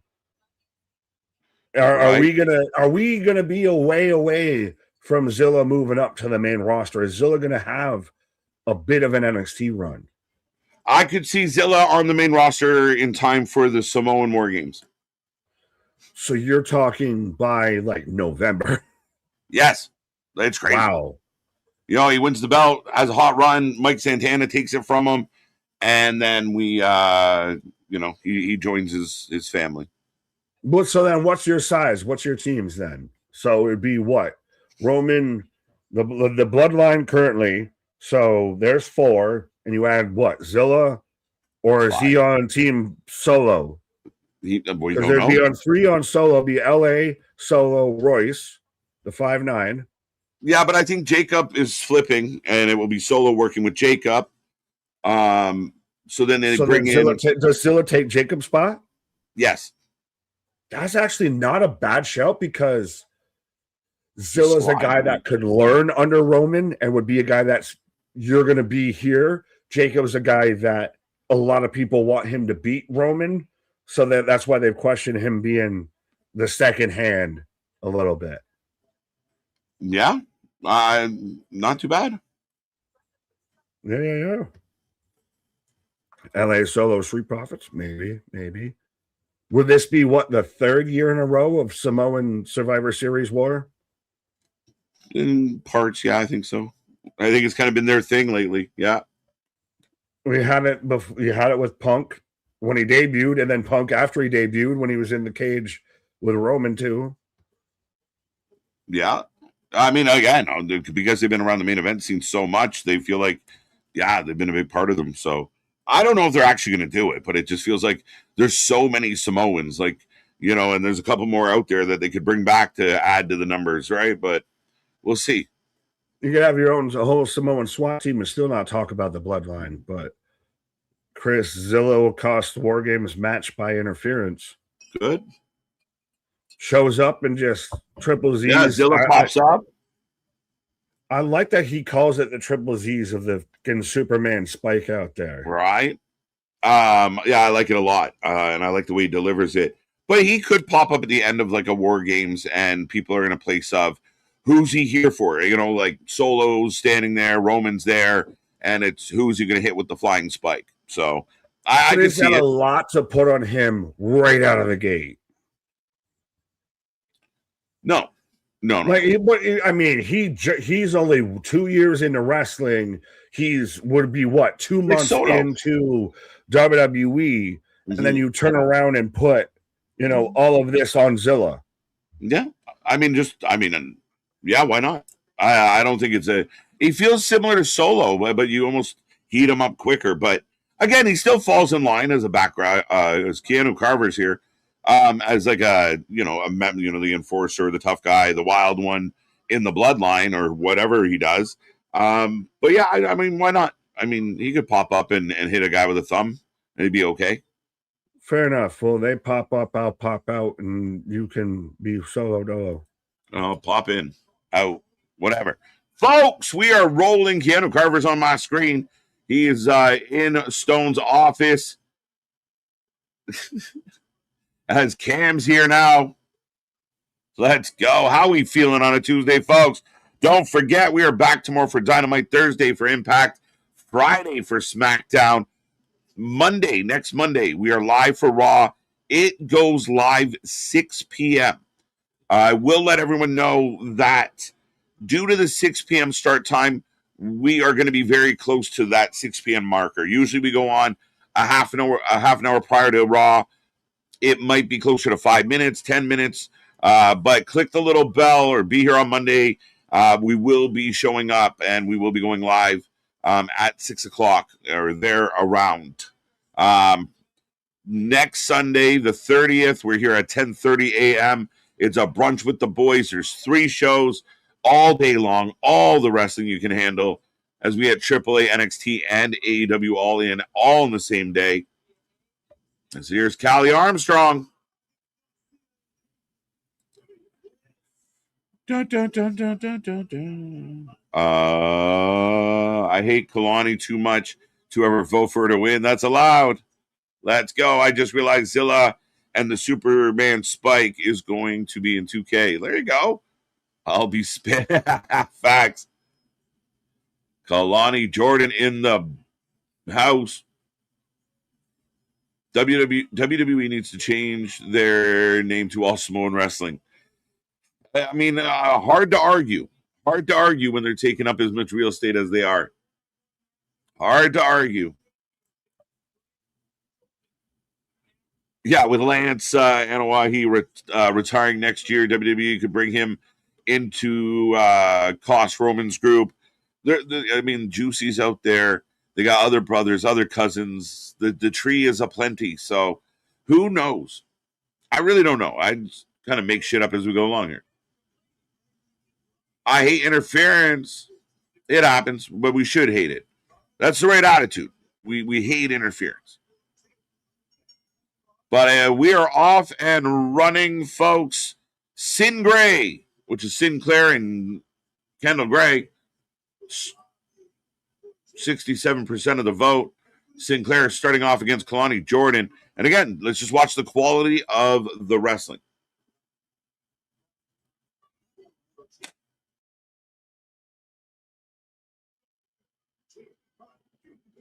Ba, ba, ba, ba. Gray Wren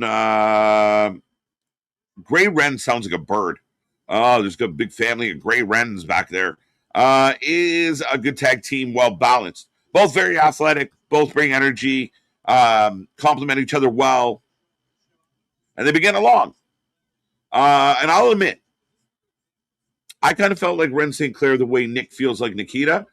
Ren's come a long way. Ren's done well. Still not sold on her personality, though. On social media, she does extremely well. Big kick from Callie. Nice teamwork on the tag and the transition. This is tag team wrestling. This is what it should look like. I love it. I wish more tag teams would tag team. Kendall Gray and Ren for the win. Is CM Punk debuting on NXT tonight? I do not believe so. He is scheduled to be there when they're in Chicago. Kendall Gray time. Shiloh and Lizzie cheating on Pax. Dun, dun, dun. I disagree. Cutting good promos. He is just complaining.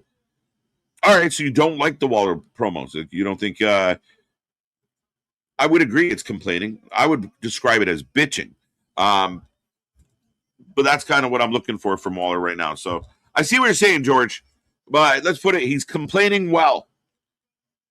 I think he's delivering it well. He seems to mean it.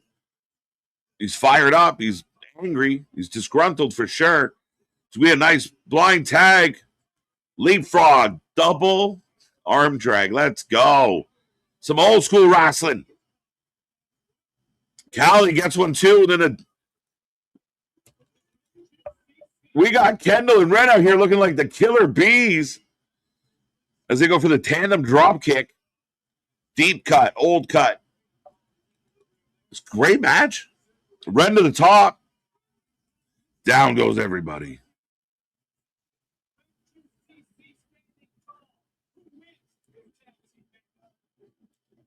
As we go to a commercial break. Good start to this one. Again, quality wrestling from the ladies in NXT. The high level of athleticism that I think eventually is going to be on the main roster, where everyone that we see kind of went through the system, and we're producing strong professional wrestlers. They can go. Kendall can wrestle.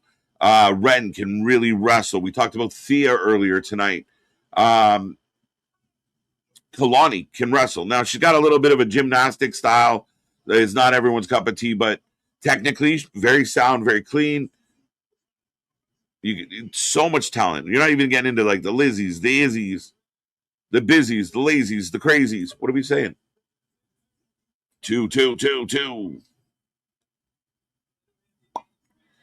No need to, as Zilla was not part of the major corporation where you may run into issues and trademarks. Not sure what that, but interesting. Same here. Nice. Eat my foot.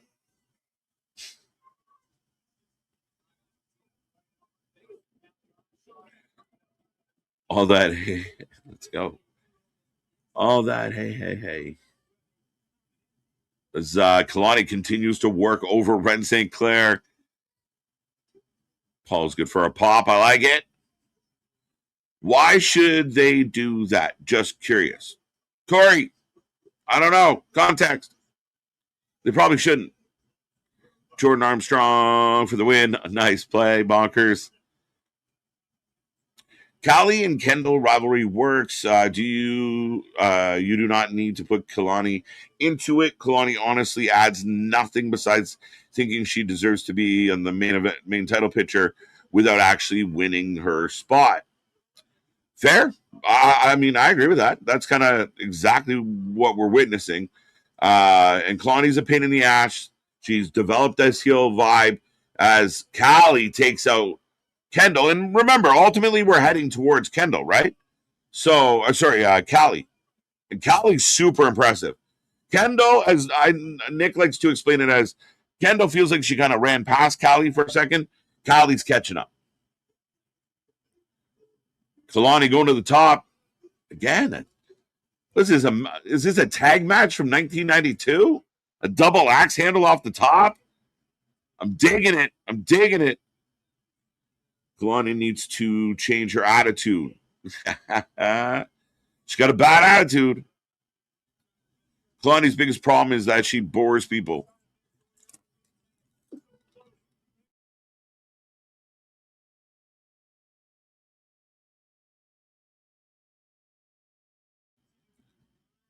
I'm allergic to this shit.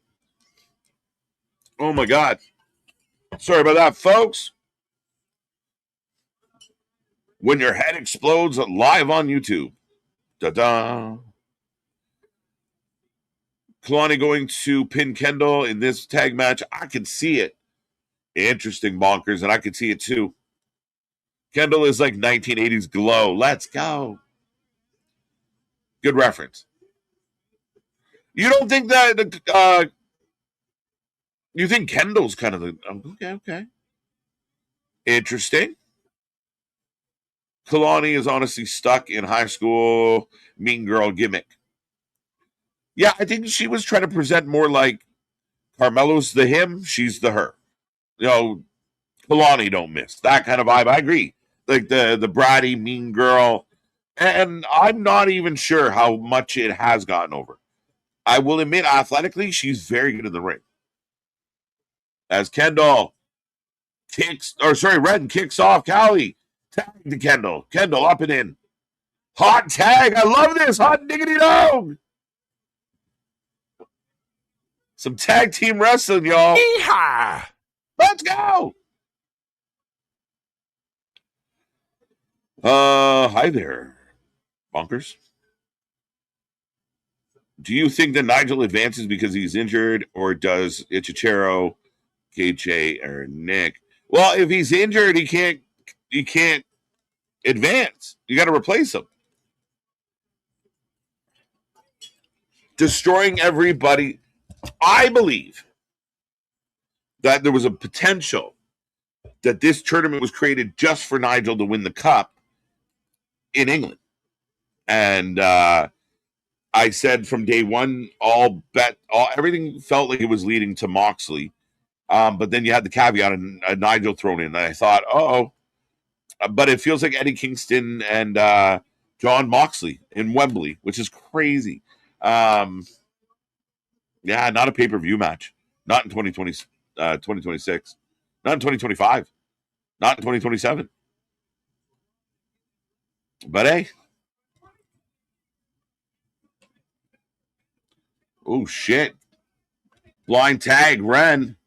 In comes Kalani. Ducks under. Clap to the chest.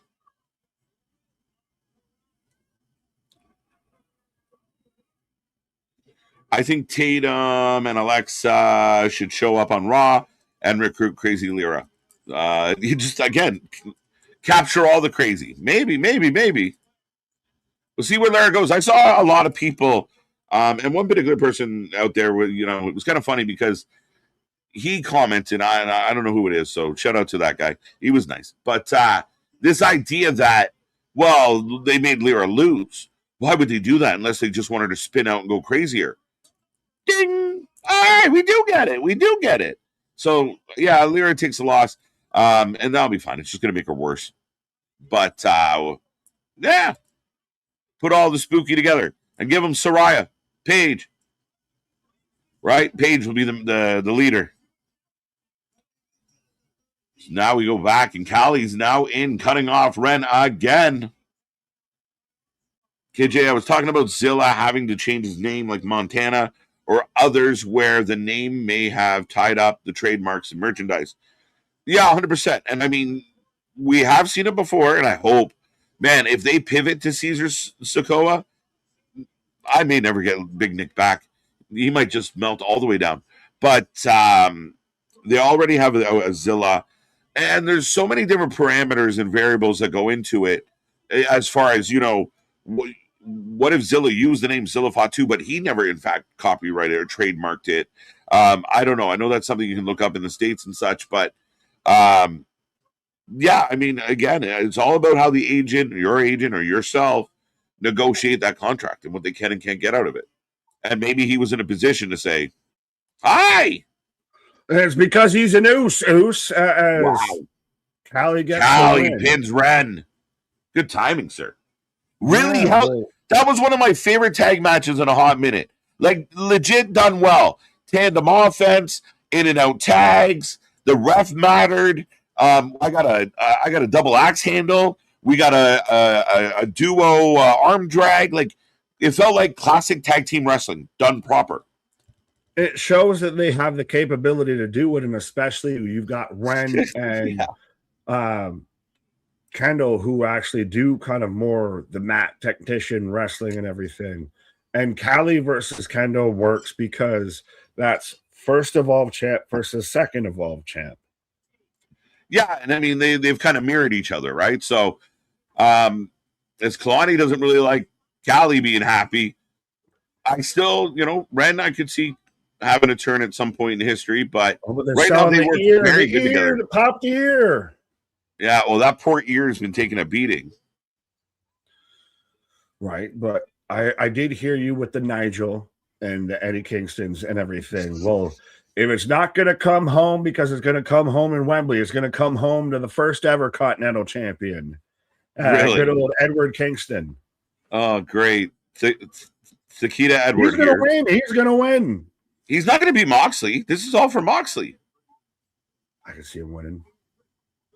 Because Moxley loses, then Moxley gets involved in the world title. All right. Oh, shit. Very possible. I say all roads lead to Moxley. The thing that Moxley, like, when you see someone and they're trying to hold two lines to see what line gets shorter, so they're kind of in between, that's what Moxley's kind of doing, of like, I'm going to go over here and do this Continental stuff, but I'm still fucking with y'all. Don't forget about me. Right. Well, we got the spam bot over there on Twitch going off. Oh, shit. Left, right, and center as Sugar and Dion in a story that won't ever end. I'm not a bot. We were saying the same thing 57 times. What do you mean? I like this rivalry. And they're building. No, I was saying about the dude on Twitch. Well, besides that, this story's gone on for far too long. Sugars, give me. I want to break free. Why? Welcome, Wendy. But yeah, why are we getting spam, Wendy? I'd rather take Wendy's instead of Wendy. Yeah. They just, to me, Saquon and Dion have had that trickin' Leon or that trickin' Carmelo kind of issue of, yeah, the story's there, but them in ring never fully link up properly. Like it doesn't ever fully, they don't paint the proper scene. Yeah, I'm trying to think. Like, I thought the one match they had was all right. I really like what they're doing. The match they just had the week I missed last week. Yeah, it was good. It was fine, and it's building to this. Okay. Like it's building to this, and I mean, I like it. I like Saquon a lot. I like that he's getting the spotlight. This like they're legit feel like they're beefing. And I like what Saquon did last week. He got really pissed off and went bananas. Ronan, is that what they're saying? A weaponized steel cage match? Is that what they're going to do? They're going to do the mocks? Walk away, hey. I got rid of the bat. Give me the bat, Marge. Give me the bat. Give me the bat. Give me the bat. Kendall could remain under Callie's shadow too long. I don't think she's under Callie's shadow at all. I think Kendall's definitely got the limelight as the women's world champion right now over Callie, Ren, anybody. Yeah, well, we kind of talked about, Callie kind of cooled off. Like, she had the belt. She felt kind of hotter at one time, but then Kendall took off. And, I mean, again, it works as a top thing. You know, they're the top of the women's division I'm interested in. And it's a lot of very, quality wrestling. Like, you're not getting women's wrestling at that quality in a lot of places. Well, absolutely. Well, that's when you get to go back to even the Waller segments where he's out there talking about in the promos of, 10% of the roster's ready to move up and they're all women. Yeah, facts. As up next, we are getting Shiloh Hill. Yeah, taking on One Tree Hill. Shiloh, yeah, facts. As we go to War Games and Survivor Series commercial, folks, night is rolling on, Nick. Good times. Absolutely. Nick is right. Dion and Sugars, they don't match right. Like I said, I get the feud, I get the story, I get the this, I get the that. To me, them in ring has never, it's like I said, it's been like Carmelo and Trick to where we got everything with the stories, but the matches never seem to fully. Well, you say matches. What Dion Saquon matches? Like, is there multiple? Just last week. Just last week is a that one time. No, I said that's the most recent example. I think every match of theirs has been kind of lackluster for what the story's been. Maybe. I don't know. I really don't know. I don't know what the answer to that is. But I think the whole story has worked, and I'm excited to finish this off at Heatwave and have Saquon do some other stuff. Fair enough. That's kind of where I'm ultimately at of move Saquon on. Does the dark state need to dissipate, or can they still exist? Like, are they still good as a trio to you? Nah. I mean, at some point it'll disintegrate into something. I don't know how long they'll stay a trio. I like our wordplay with all of that. Dissipate, disintegrate. We got good vocabs. But Frankie, RIH, Ring of Honor. Was Ring of Honor on tonight? It was pretty good tonight. They're going on Tuesdays. They're doing Thursdays. They're doing Tuesdays. They're out there pot shotting, and the biggest thing is that they're behind a paywall. Mm-hmm. Why is your developmental behind a paywall? Right? Yeah, and just Saquon and Dion fought twice, and once was way back in June. So, yeah, I just don't have a big sample size. I don't know that they're not having good matches, but we'll see what happens at Heatwave. Son of a bitch. What were we saying? But I don't know, but Chris is out there saying War Games is my hometown, H-Town, Texas, baby. Who's get there? Spaz with $5 out here. Sears question needs a definitive answer. What's closer to the soup category? Ice cream with toppings or cereal with milk? Cereal with milk. Cereal milk. That is much closer to soup than ice cream ever could be. Right. I agree. Sorry, I'm just trying to fix something. You're good. But I want to see a change for Callie and NXT. Fair enough. No one's saying that can't be a thing. I'm just saying that right now, I wouldn't say she's not casting a shadow, if that makes any sense. Right now, Kendall's the one that casts the shadow with the championship belt out there.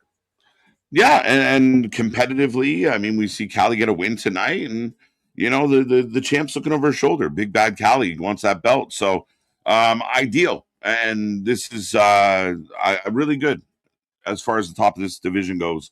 And again, the quality of matches is crazy. Right.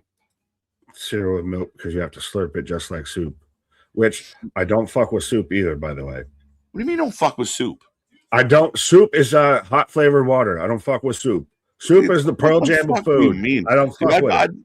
I give you soup that tastes exactly like whatever I want it to. Like, are you crazy? Yeah, hot flavored water. Hot flavored water. I don't even put water in my soup. What are you talking about? It's not even a Limp Bizkit album, but it sounds like one. Hot flavored water. What? Like all soups? Like there's not even something that I don't eat soup. I don't with soup. No, thank you. No soup, no salad. No soup for you. No salad. No, well, vegetables, not salad. So I'm not. It's like factions of I like it in its parts, not as a whole. Fucking jokes. I broke it. I tied it back into wrestling, folks. I can do it better in the sum of its parts. That's just fucking hilarious. As we're getting shallow hill out here, which still what is it that you make out of Shallow Hill outside of you're the creepy dude in any small town? That's what it. I mean, it's better than the incel vibe that he was giving off in the beginning. They've settled we haven't cleared him of those. He hasn't been exonerated of those charges, Your Honor. That they definitely simmered that down, but again, more just a fun. He's a bit of a crowd favorite. I think there's work to be done with him, and you got to kind of refine what his character is. I feel like when he first got here, he was like doing 6 gimmicks all at once. Oh, he's just doing 4. But we're kind of chop down these personalities. But here comes the Vanity Project. No, I'll ask you. Go ahead. No, he called the soup water. It is, because that's what it is. You put vegetables in it. You put noodles in it. You put rice in it. You can put different. You just have that. You ever done dishes? You have that in your water when you're doing dishes and everything delicious. From your leftovers and everything.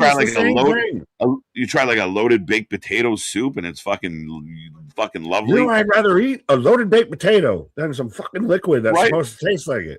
It's nice. It's good for your soul. What about chili? No. No, dude, we got to talk. What do you mean? I might have tisms with my food, but yeah, no. What do you mean you don't fuck with chili? Chili is like an American staple. No. You all fucking every time I put on a cooking show, you all love making chili. It looks worse than it going in than what it is going to look like coming out. So why am I going to put that in my body?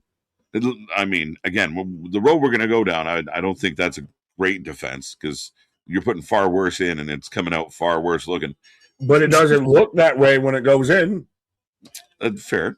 It's fucking chili. You gangbanging on chili. Yes, I am. No, no left eye. No, what's the other member of T-Boz? T-Boz. No, none of that. I wish Nick would join us for Dynamite on Wednesday. He can rant with KJ. Well, Nick's night is usually off on a Wednesday. You will get Nick on a Wednesday, but as much as we love the enthusiasm, Damian, we do have a schedule to keep. That's why I'm not here on Thursdays. So we appreciate it, but we will get Nick on a Wednesday. Don't worry. Well, even then, spread the good gospels out there, and this becomes, full-time gig and everything. We'll be out here even twice on a Wednesday. You don't even know. Yeah. Potato soup with bacon bits, but you do I make a loaded potato soup. It's got like potato and bacon and cheese and green onion, like all the good shit. No, I have to eat it in a bowl. No, I have to eat. I don't do SpaghettiOs. I don't do chili. I don't even do fucking red sauce on pasta. Hate me, Italian. So it's bowls. You don't like bowls. No, Nick's gotta go. I don't do milk. I don't do milk in my cereal. Pardon? Everything. I do just dry cereal and milk on the side. Craig, put some water on it, Craig. What are you talking about? How come every time I'm in the goddamn kitchen, you in the goddamn kitchen? Every time I look in the fridge, you in the goddamn fridge. God damn, you never have two of something. I do, separate but equal. No milk. Oh, no milk in the bowl. Milk on the side in the glass. I'll sit there and just go raw dog and just drink straight out the gallon, but it does not go in the bowl with the cereal. Dry cereal. I told you I had particulates with my food out here. I'm loving this. I'm learning. We should dive deeper. Food talks instead of Shiloh Hill versus Jackson Drake. Phenomenal. I mean, one of the best. I had Mexican food, taco food. If I'm gonna eat taco, like honestly, I don't do Taco Bell really or anything like that. Like if I'm gonna do it, I do this at home and I make it myself.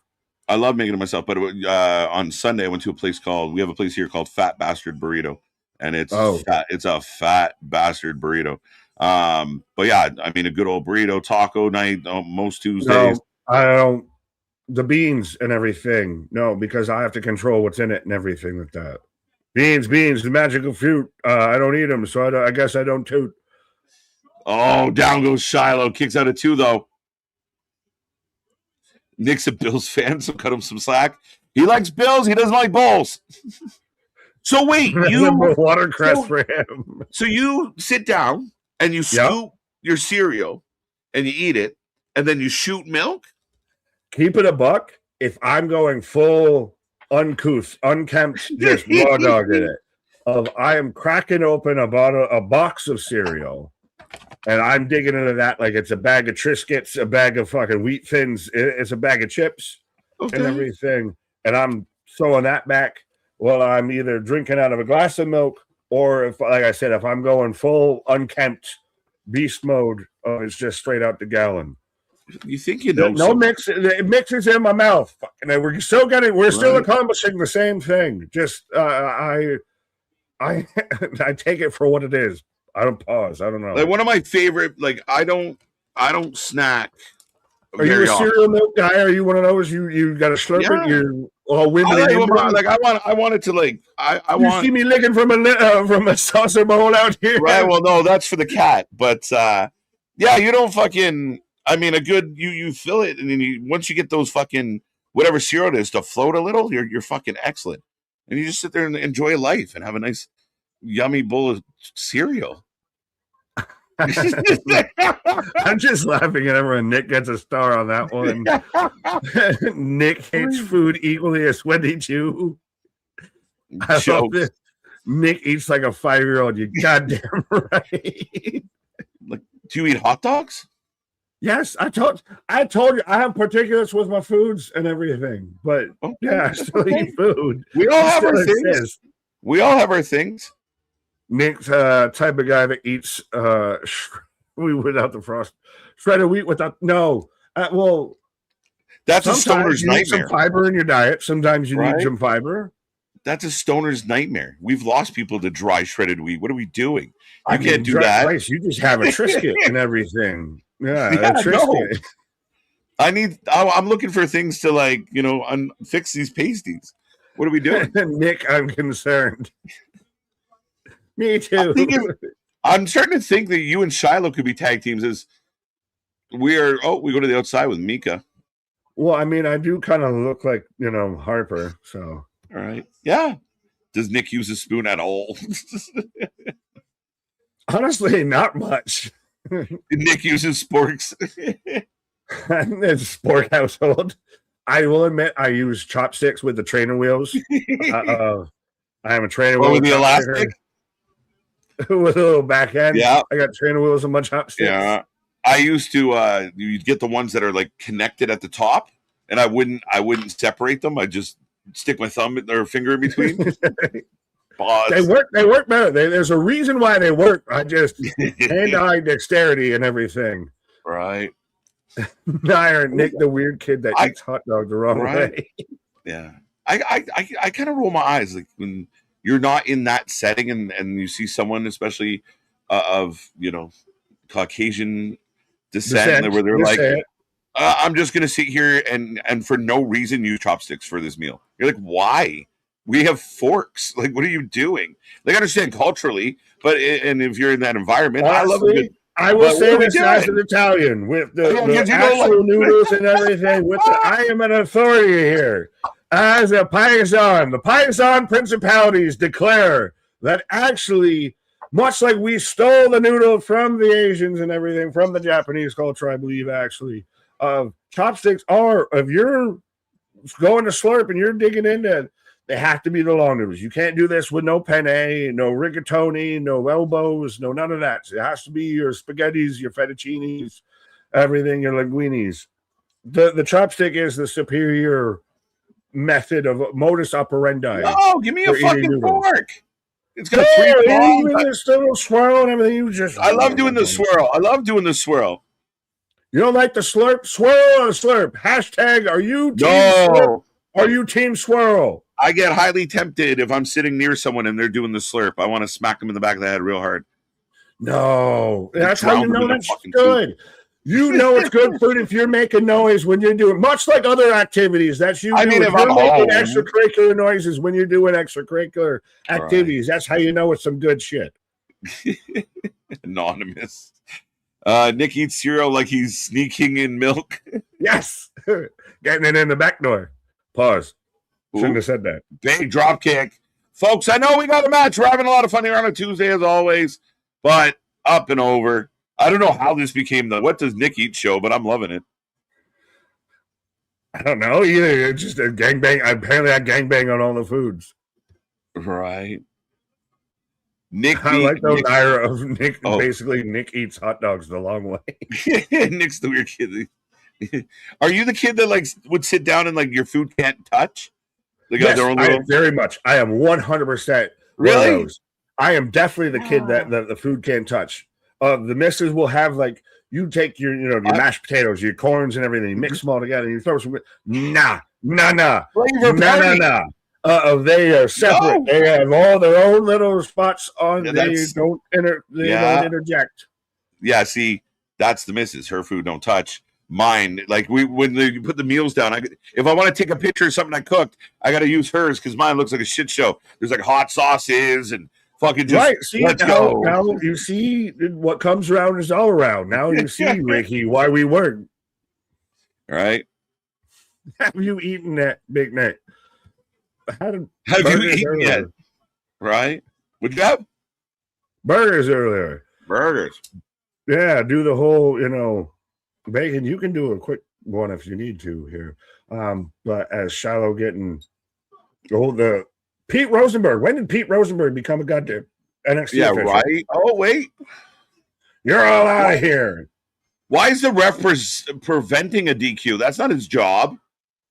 No, you okay, there you go. They're kicked out, but the ref usually isn't supposed to like. He sat there and interjected. But it was interjected to eject. Yeah, he interjected to eject. Oh, Shiloh! Now this is also though Shiloh coming off of. We're gonna carry him off now. Wow. At the time of my life. He's in the Shiloh coming off of what was he fractured, like something like his upper jaw or something like that. Wasn't it his tooth? Oh, he had something in like the here region. Right. Spaz with $2. During an earthquake, a casket is a Macarena.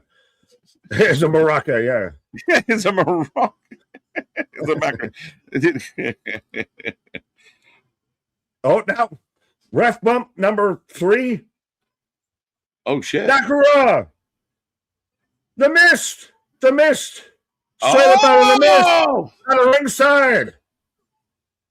And he just falls. Good. But now someone bring out the graphics chart of what color of mist this is and what effects this is supposed to have. 450. It looked red. I don't know the official red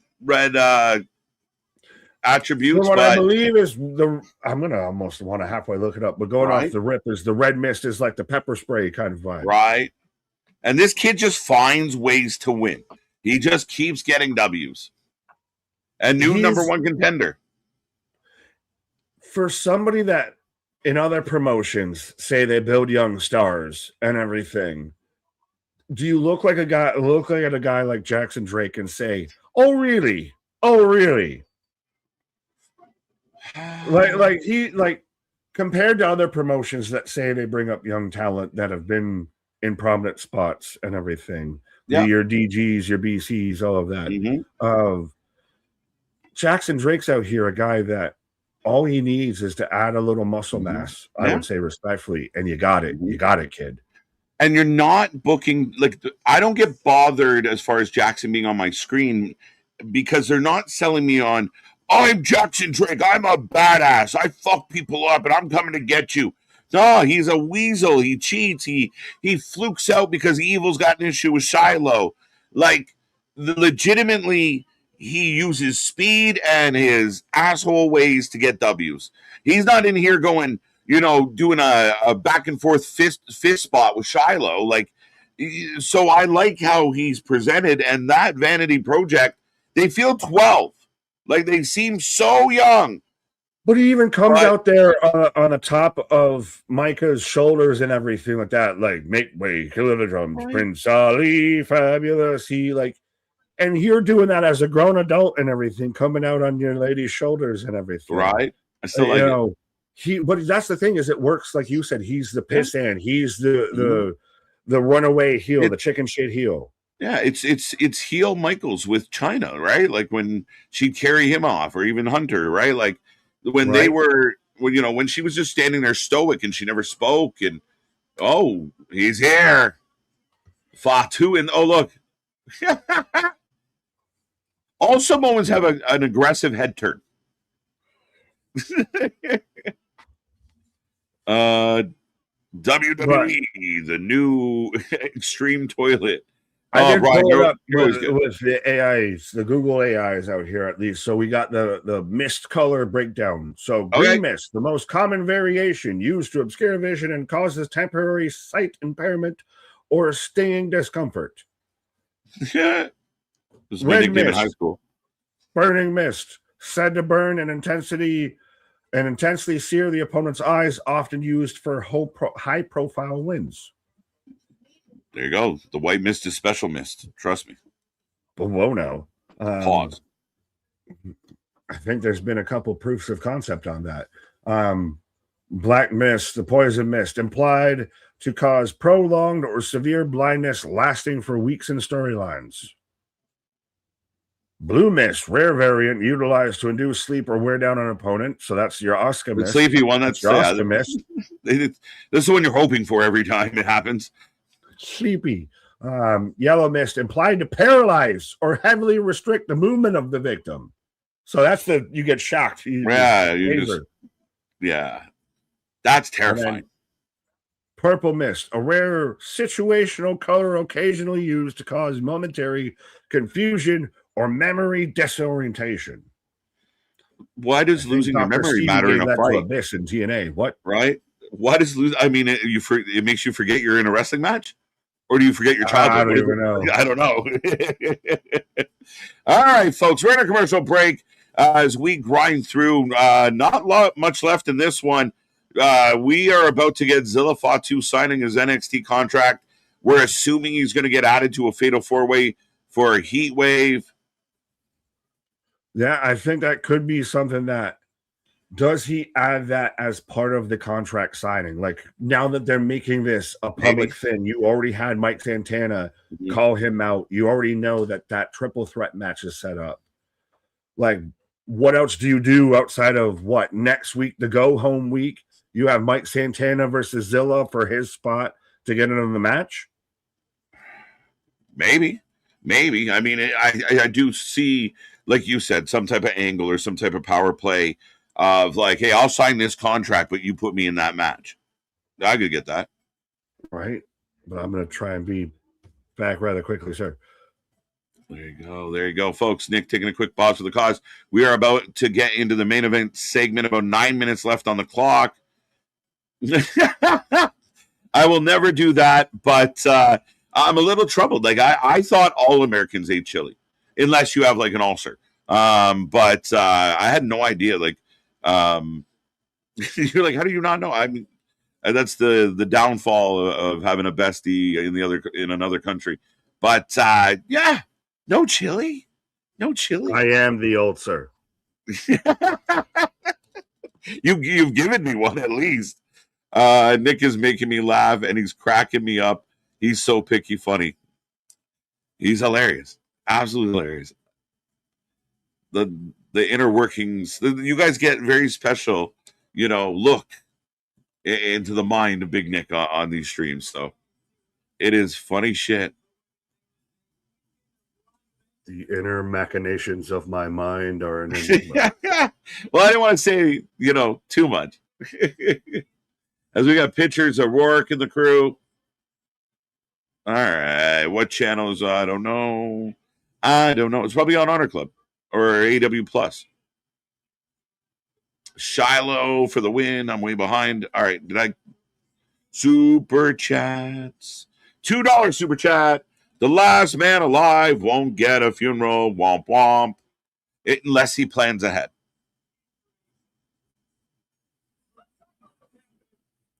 Think about it.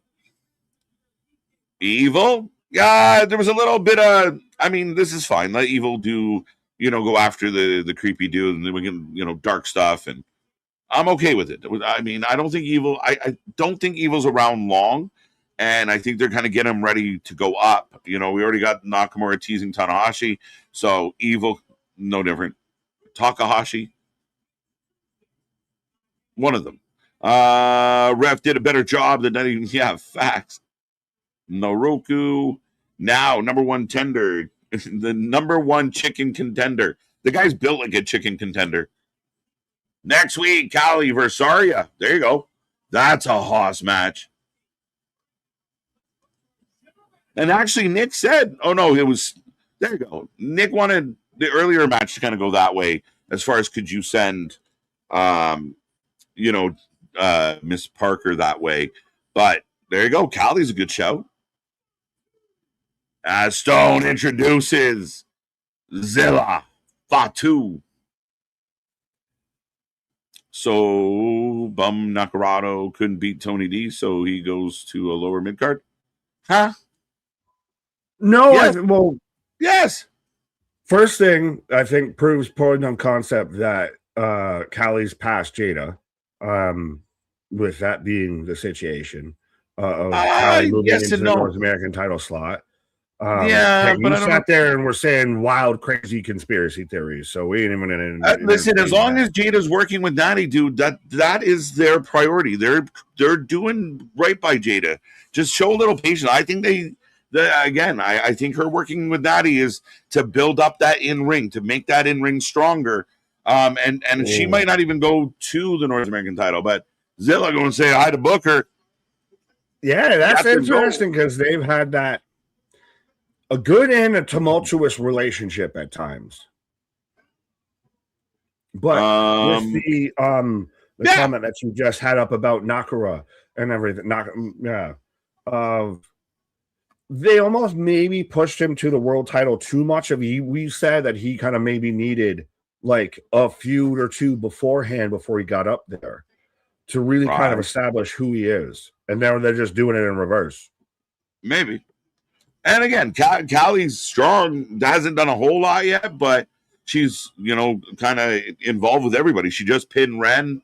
So, keep an eye on Callie. We knew she was going to come in and be a force. Does Nick even eat at Chili's? Inquiring minds want to know. Actually, with Chili's heavy, Chili's used to be by me, and the honey chipotle chicken strips or the boneless chicken wings and everything, their sauce for the honey chipotle with that heavy. Right. I was all about Chili's, and then they kind of moved out of the spot. Now I'm left with Applebee's. Is the best I got. Zilla's got a mic. Tony D's on the balcony, by the way. When did Zilla get the fucking Bruno Mars pompadour shit? When he got a makeup artist. Yeah. I told you that they glam up. They got to be careful when they glam up some of these wrestlers. They ruined Rourke for a bit. We won't cheer for him until he gets his mullet back. You need some scruff out here. Yeah, you need to establish you have a jawline, Mason Rook. But yeah.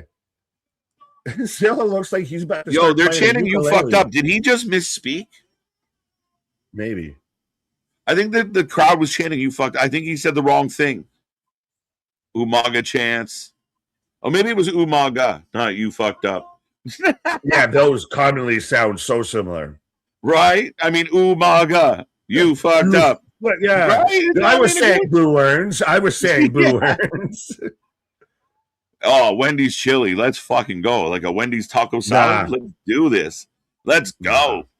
Come on now. Baconator and the spicy nuggets. There's nothing wrong with Baconators either. Bacon is king. I get in shit. Waller. I get bacon hidden on me so I don't put it in everything. Waller's getting held back by security. Oh, now Santana's out here too. Yeah, so here's your answer. Did he call it the wrong now company? You've got Waller, you've got Tony, you've got Santana, and you've got Zilla. Yeah, he's surrounded. Everyone's pissed off at him. Put me in this match. NXT title match. I ain't saying I work there, but sometimes some things are pretty goddamn obvious to see the writing on the wall. Right. Read the tea leaves, folks. Yeah, you ain't got to be there. When you just watch the shows, they tell you what's going to happen. Yeah. But that's good. So this is... into a fatal four-way. 5, 2. Yeah, you know what I mean? Yeah. Oh, Zilla, no breaks with it. Oh, Zilla, no breaks. It's Zilla. He's in. I love this. Now he's instantly, come on, bitch. Yeah. Come on, do some. Come on, act like you're grown. Let's go. All right, now I time this. Let's go. I like this a lot. That they're like all three guys are being peeled back. And Zilla's like, if you can get in here. But I love right down with this match is they've got the graphic up. That slaps. Hey, NXT, we back at it like a jackrabbit. And no, you can't tell me right now you know who's going to win that match. No, and I mean, I put my money on Zilla, but I mean, I see a word like Cruz just got here. Kalani taking on and we all go home. Meh. Right. Well, maybe. I think if Cruz wins, we'll still be pretty pumped. Cruz wins, Waller wins, Zilla wins. I think at the end of the day, we expect a title change. Yeah. I think Tony's days are numbers. There's so much going on here right now. And again, the energy of all this, the NXT's men's division, the top of the men's division actually feels awake. Oh, for sure. Now we're finally getting, as I cut right to the news, but now we're finally getting to where it feels like you have the top card, you have the mid card, you have everything kind of segmented out pretty properly. And I even love the end of that. As they still don't know whether they're on air or they're off air, whether the mics are catching them or not. Waller's still having to get pulled back by security. They're still selling everything until we're going like lights out 30. Yeah. And then we'll get some internet stuff. We'll get some tweets and shit going out with little clips of Waller in the back. Cut a promo backstage. Yeah. Perfect. It's ideal. And again, great ending. 2 nights in a row. They kind of let the wrestling happen during most of the show, and then they ended it with on their big main event storyline. So if this is kind of the new formula, don't get too repetitive, but this is a good vibe, good feel that the main event stuff is always main event, whether, you make it important, and if it's an angle, great. If it's one of your title matches, great. But I mean, I thought that was the best ending to like NXT in a hot minute, and the men's felt a little flat. Tony felt a little flat. Zilla has been a shot in the arm, and I don't mean any disrespect to Cruz, who I'm a big fan of, who is part of this whole massive explosion here. It's very much, they'll have the matches that'll still be good matches, but they know they aren't exactly the main event. But the story is the main event. So we'll end on the story main event segment and everything, and we'll execute it flawlessly. Now, granted, you even questioned, did Zilla slip on a line or anything like that?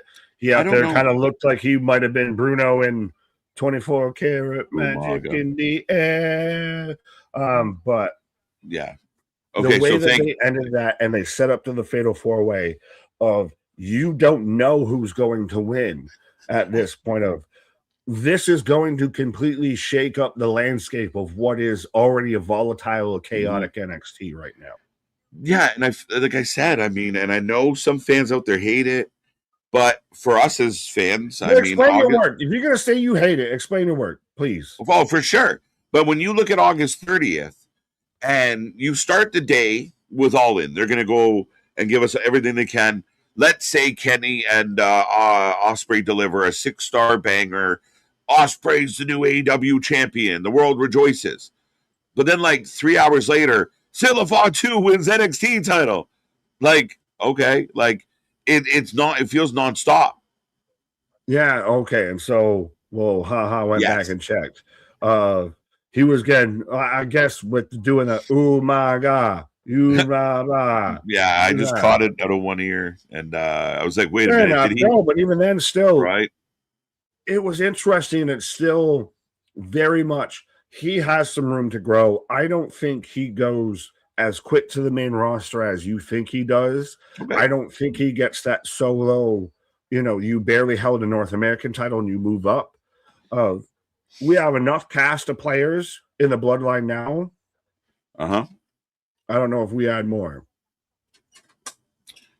Add more? I don't know. I mean, you already took Naraku and pushed him down into the mid card with Shiloh, which I got no problem with, because I don't think Evil's going to be here super long. Just kind of with what's playing above him right now with Shinsuke. I somehow feel like he's going to be involved in that. Right. Well, again, that goes into we're getting the New Japan and the Ring of Honor 2 hours on SmackDown out there. A legitimate question for the internet, and you can clip this, but the legitimate question to put out into the internet is WWE right now outdoing AEW at AEW? Are they out AEWing AEW? Are they out reverted, how you either live long enough to see her become the villain? Are parts of WWE like SmackDown, NXT, it's starting to feel like, New Japan talent everywhere, AAA talent everywhere, lucha matches, high spot matches, like the same people that love Commander hate Ray Phoenix. Help me understand. But at the end of the day, I mean, I feel like they're almost going after it. All right, you guys think you're really good at this? Watch us do it. No. I'm telling you, you can clip this. That come to Jesus meeting. Timestamp this and everything, and it's eventually going to be a thing that pays off. We're back in the Papa Paul era. We're back in the Papa Paul timeline out here. So we're eventually going to start recognizing that we're letting things cook. Right. Ladies all just trips. Let's go. Misfit. I'm not a Nepo baby. Gets a title shot immediately. just maybe. No, well, yes. But at least they wrote it he signed a contract and it was in the contract. What are the odds? And I guess, I get you. Buddy. Yeah, you can also see that was going to be in the contract. Oh, for sure. You called it, right? It made a lot of sense of I'm here now, and part of me deciding to join here was a guaranteed title shot. So you just like Mike Santana's like, I didn't get a guarantee. What the fuck? I didn't even get to keep my fucking name. He's out there. You guys are getting paid. You guys get to keep your name. He's like, wait, he's getting like, what the fuck? Well, that's the thing is, there is still something to be said. Love it, hate it, run from it. It is undeniable. If you are part of the Anoa'i family out there, if you are part of the Bloodline family and involved in pro wrestling, Zilla Fatu showing up on NXT was one of the biggest viral things to happen, and especially happen in quite some time for NXT. Right? I agree. It popped huge, and I think they did well tonight. You make us anticipate it. You even do like little things where he shows up in the last thing, almost like shows up the way Roman would show up to a show, like for the last segment. Thanks for showing up to work, bro.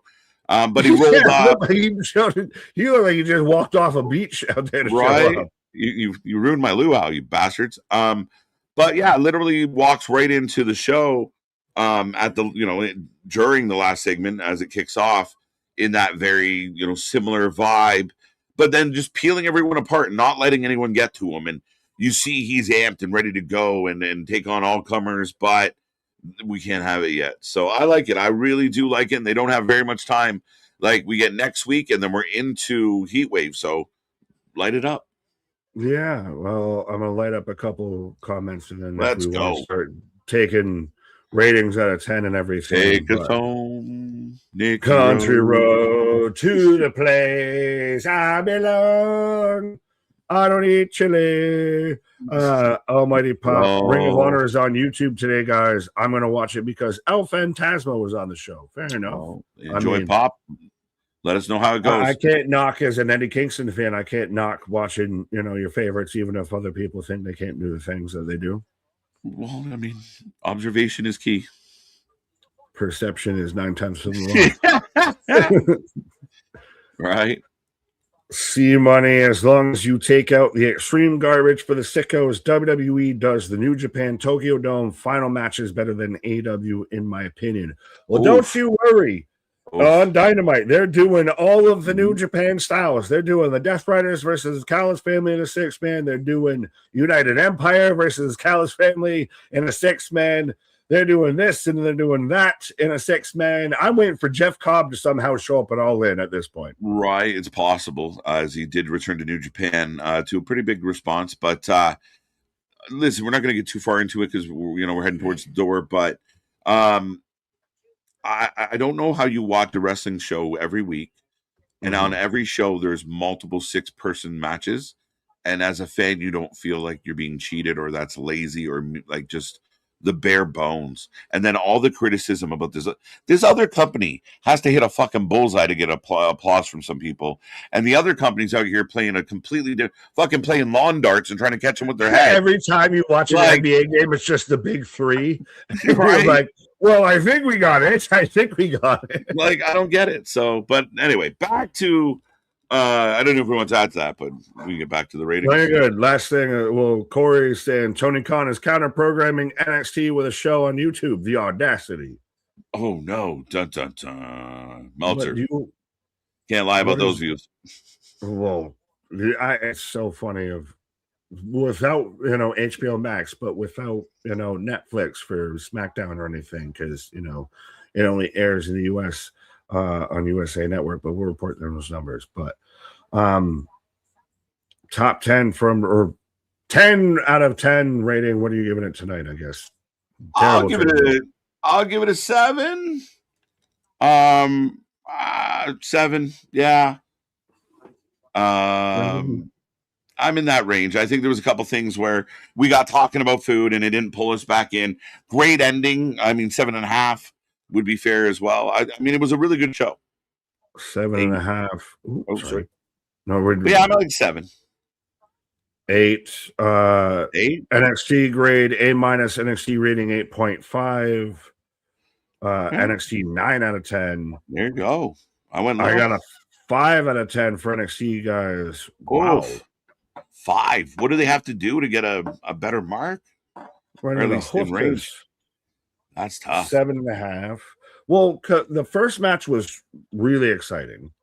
Yeah. And then they kind of maybe the Thea Hell match, that's where we started to get into the discussions and we kind of lost our ways a bit. It was really good. The Kendall tag team match with Ren was really good. I thought a really classic tag team match, but kind of not super into it. It was it was there. But they did well. They did really well. So I see what you're saying for sure. 0 out of 10, no Trish. 7.5 out of 10. 7 out of 10 show. I love the ending. All of a sudden, NXT is back. That's did the ending really kind of load bearing for a lot of tonight?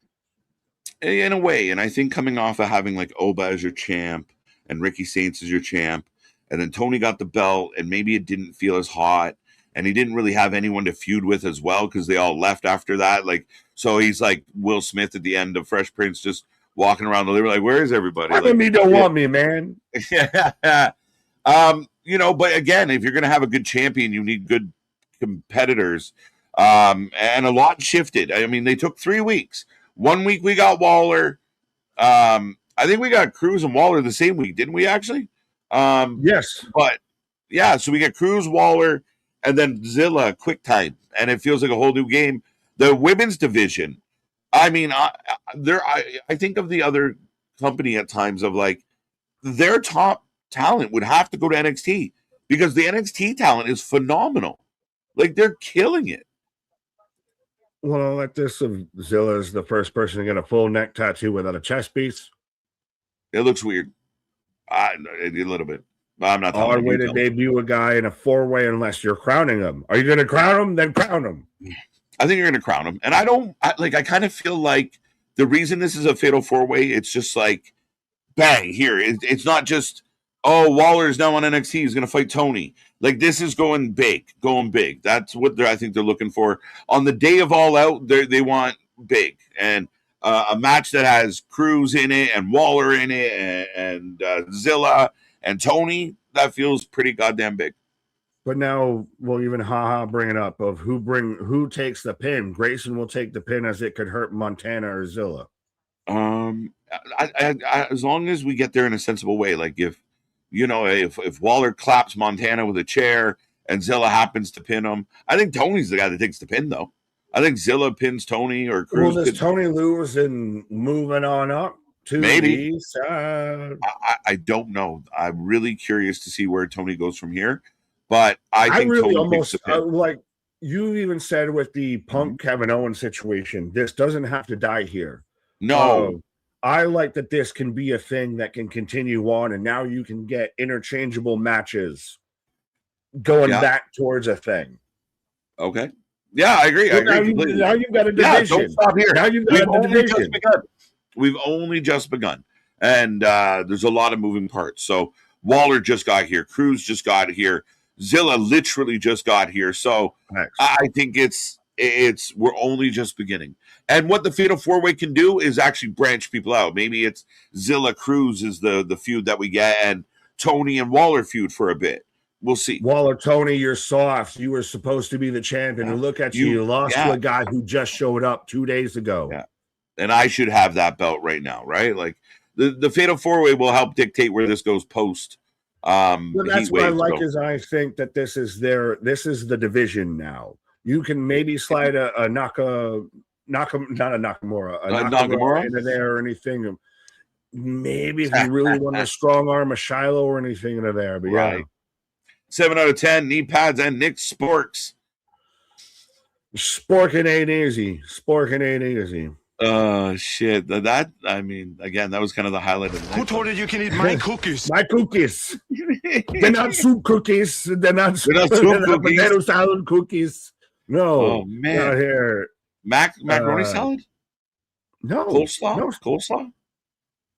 Coleslaw with on a pulled pork sandwich or anything. I won't ever eat solo dolo. It's got to be incorporated. That's gonna one of those. Like I don't. It's a topping. It's a topping unless it's on a baconator.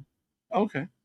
Why though? Like if you fuck with it there, why not other way? Like because it's a minimal part. It is a background player. You are not the main key. You are not the main attraction. You are a background player. I know a couple people like this, but I never understood like the selection, like the selective. Like if it's on a Baconator, it's good, but if it's on, let me tell you about my tears. It's awesome. I love it. 7 out of 10 from Sean. 7 out of 10 from Dale. No, you're good. 10 out of 10. We got Jada Parker. You said, did you land on a 7 or a 7.5? I'll go 7.5. I'll give an extra bonus point for Zilla. Then I'll take it back and go 7. You're going 7, okay? Well, that's so. We've seen how selective I am with foods. Okay, so this exemplifies when I give my ratings on wrestling. Right? You know, I'm picky. Right. Well, it definitely helps us understand like why you don't like factions and things coming together and guys, you know, shit mashed together. Right? You need it all separate. They said some of their parts. You nailed it tonight. It all came full circle and made a lot of sense. Now you understand. Now you know. Right. I don't like these things together, but if you separate them, delicious. Exactly. Explain the theories. I haven't sit there and hid behind shadows and everything like Meltzers and other journalists out there. I exposed my biases. That's it. I like it. No, that's good shit. Definitely. There you go. All the yum-yums here tonight. I think everyone's questioning what I deem a yum-yum at this point. Right. It's one of the few times your yum-yums actually is referring to food. Yeah. Well, I'm 7. You're 7.5. Still, at least, so really haven't had anything that's been a low grade as of the past couple of weeks for WWE. No, it's been good. Raw was really good last night. I know there's some naysayers out there that probably didn't even watch, but Raw was good. This is good. A lot of hope, a lot of excitement, like you said. The next few months in NXT look like it's going to be fun. And there's other guys that have come in and girls that we haven't quite seen that if they take off too, I mean, you're gonna feel good again about, you know, it might not be the black and gold, but the black and silver doing okay. Yeah. Oh, Las Vegas Raiders is NXT becoming can't miss. It's getting there, yeah. Because like, I mean, you're getting title changes. You're getting, you know, even like the evolved talent. Like every week, it feels like there's new people. Like I'm trying to get cue cards to figure out who we can watch a House of Glory main event of Mike Santana versus Zilla Fatu on a random Tuesday. Right. So we'll see. I mean, I think back to when like they started signing a lot of the Ring of Honor guys and indie guys, and KO came in and Sammy came in. It kind of feels like this is the next generation, like that, like the now of that, of, you know, you're bringing in the House of Glory main event instead of the Ring of Honor main event guys. So it's got a vibe to it. It's got a vibe. And I'm not saying it's there, but I want to know what the fans think, because WWE is trying to give us a different product in a way. And I wonder how the AEW fans feel about it. But speaking of a different product out there, we are the Wrestling for Life Network out there. We do this for anything and everything when it comes to live. Why? I was going to say, check the links down below. That's all. Oh, fair enough. You kept pointing. I was like, get down, take the pin, do the job. But no, 100%. We do this for anything and everything out there. When you're talking about that wrestling, you put that for life with it. See you on the flip side. Have a good night. Oh, wrong button.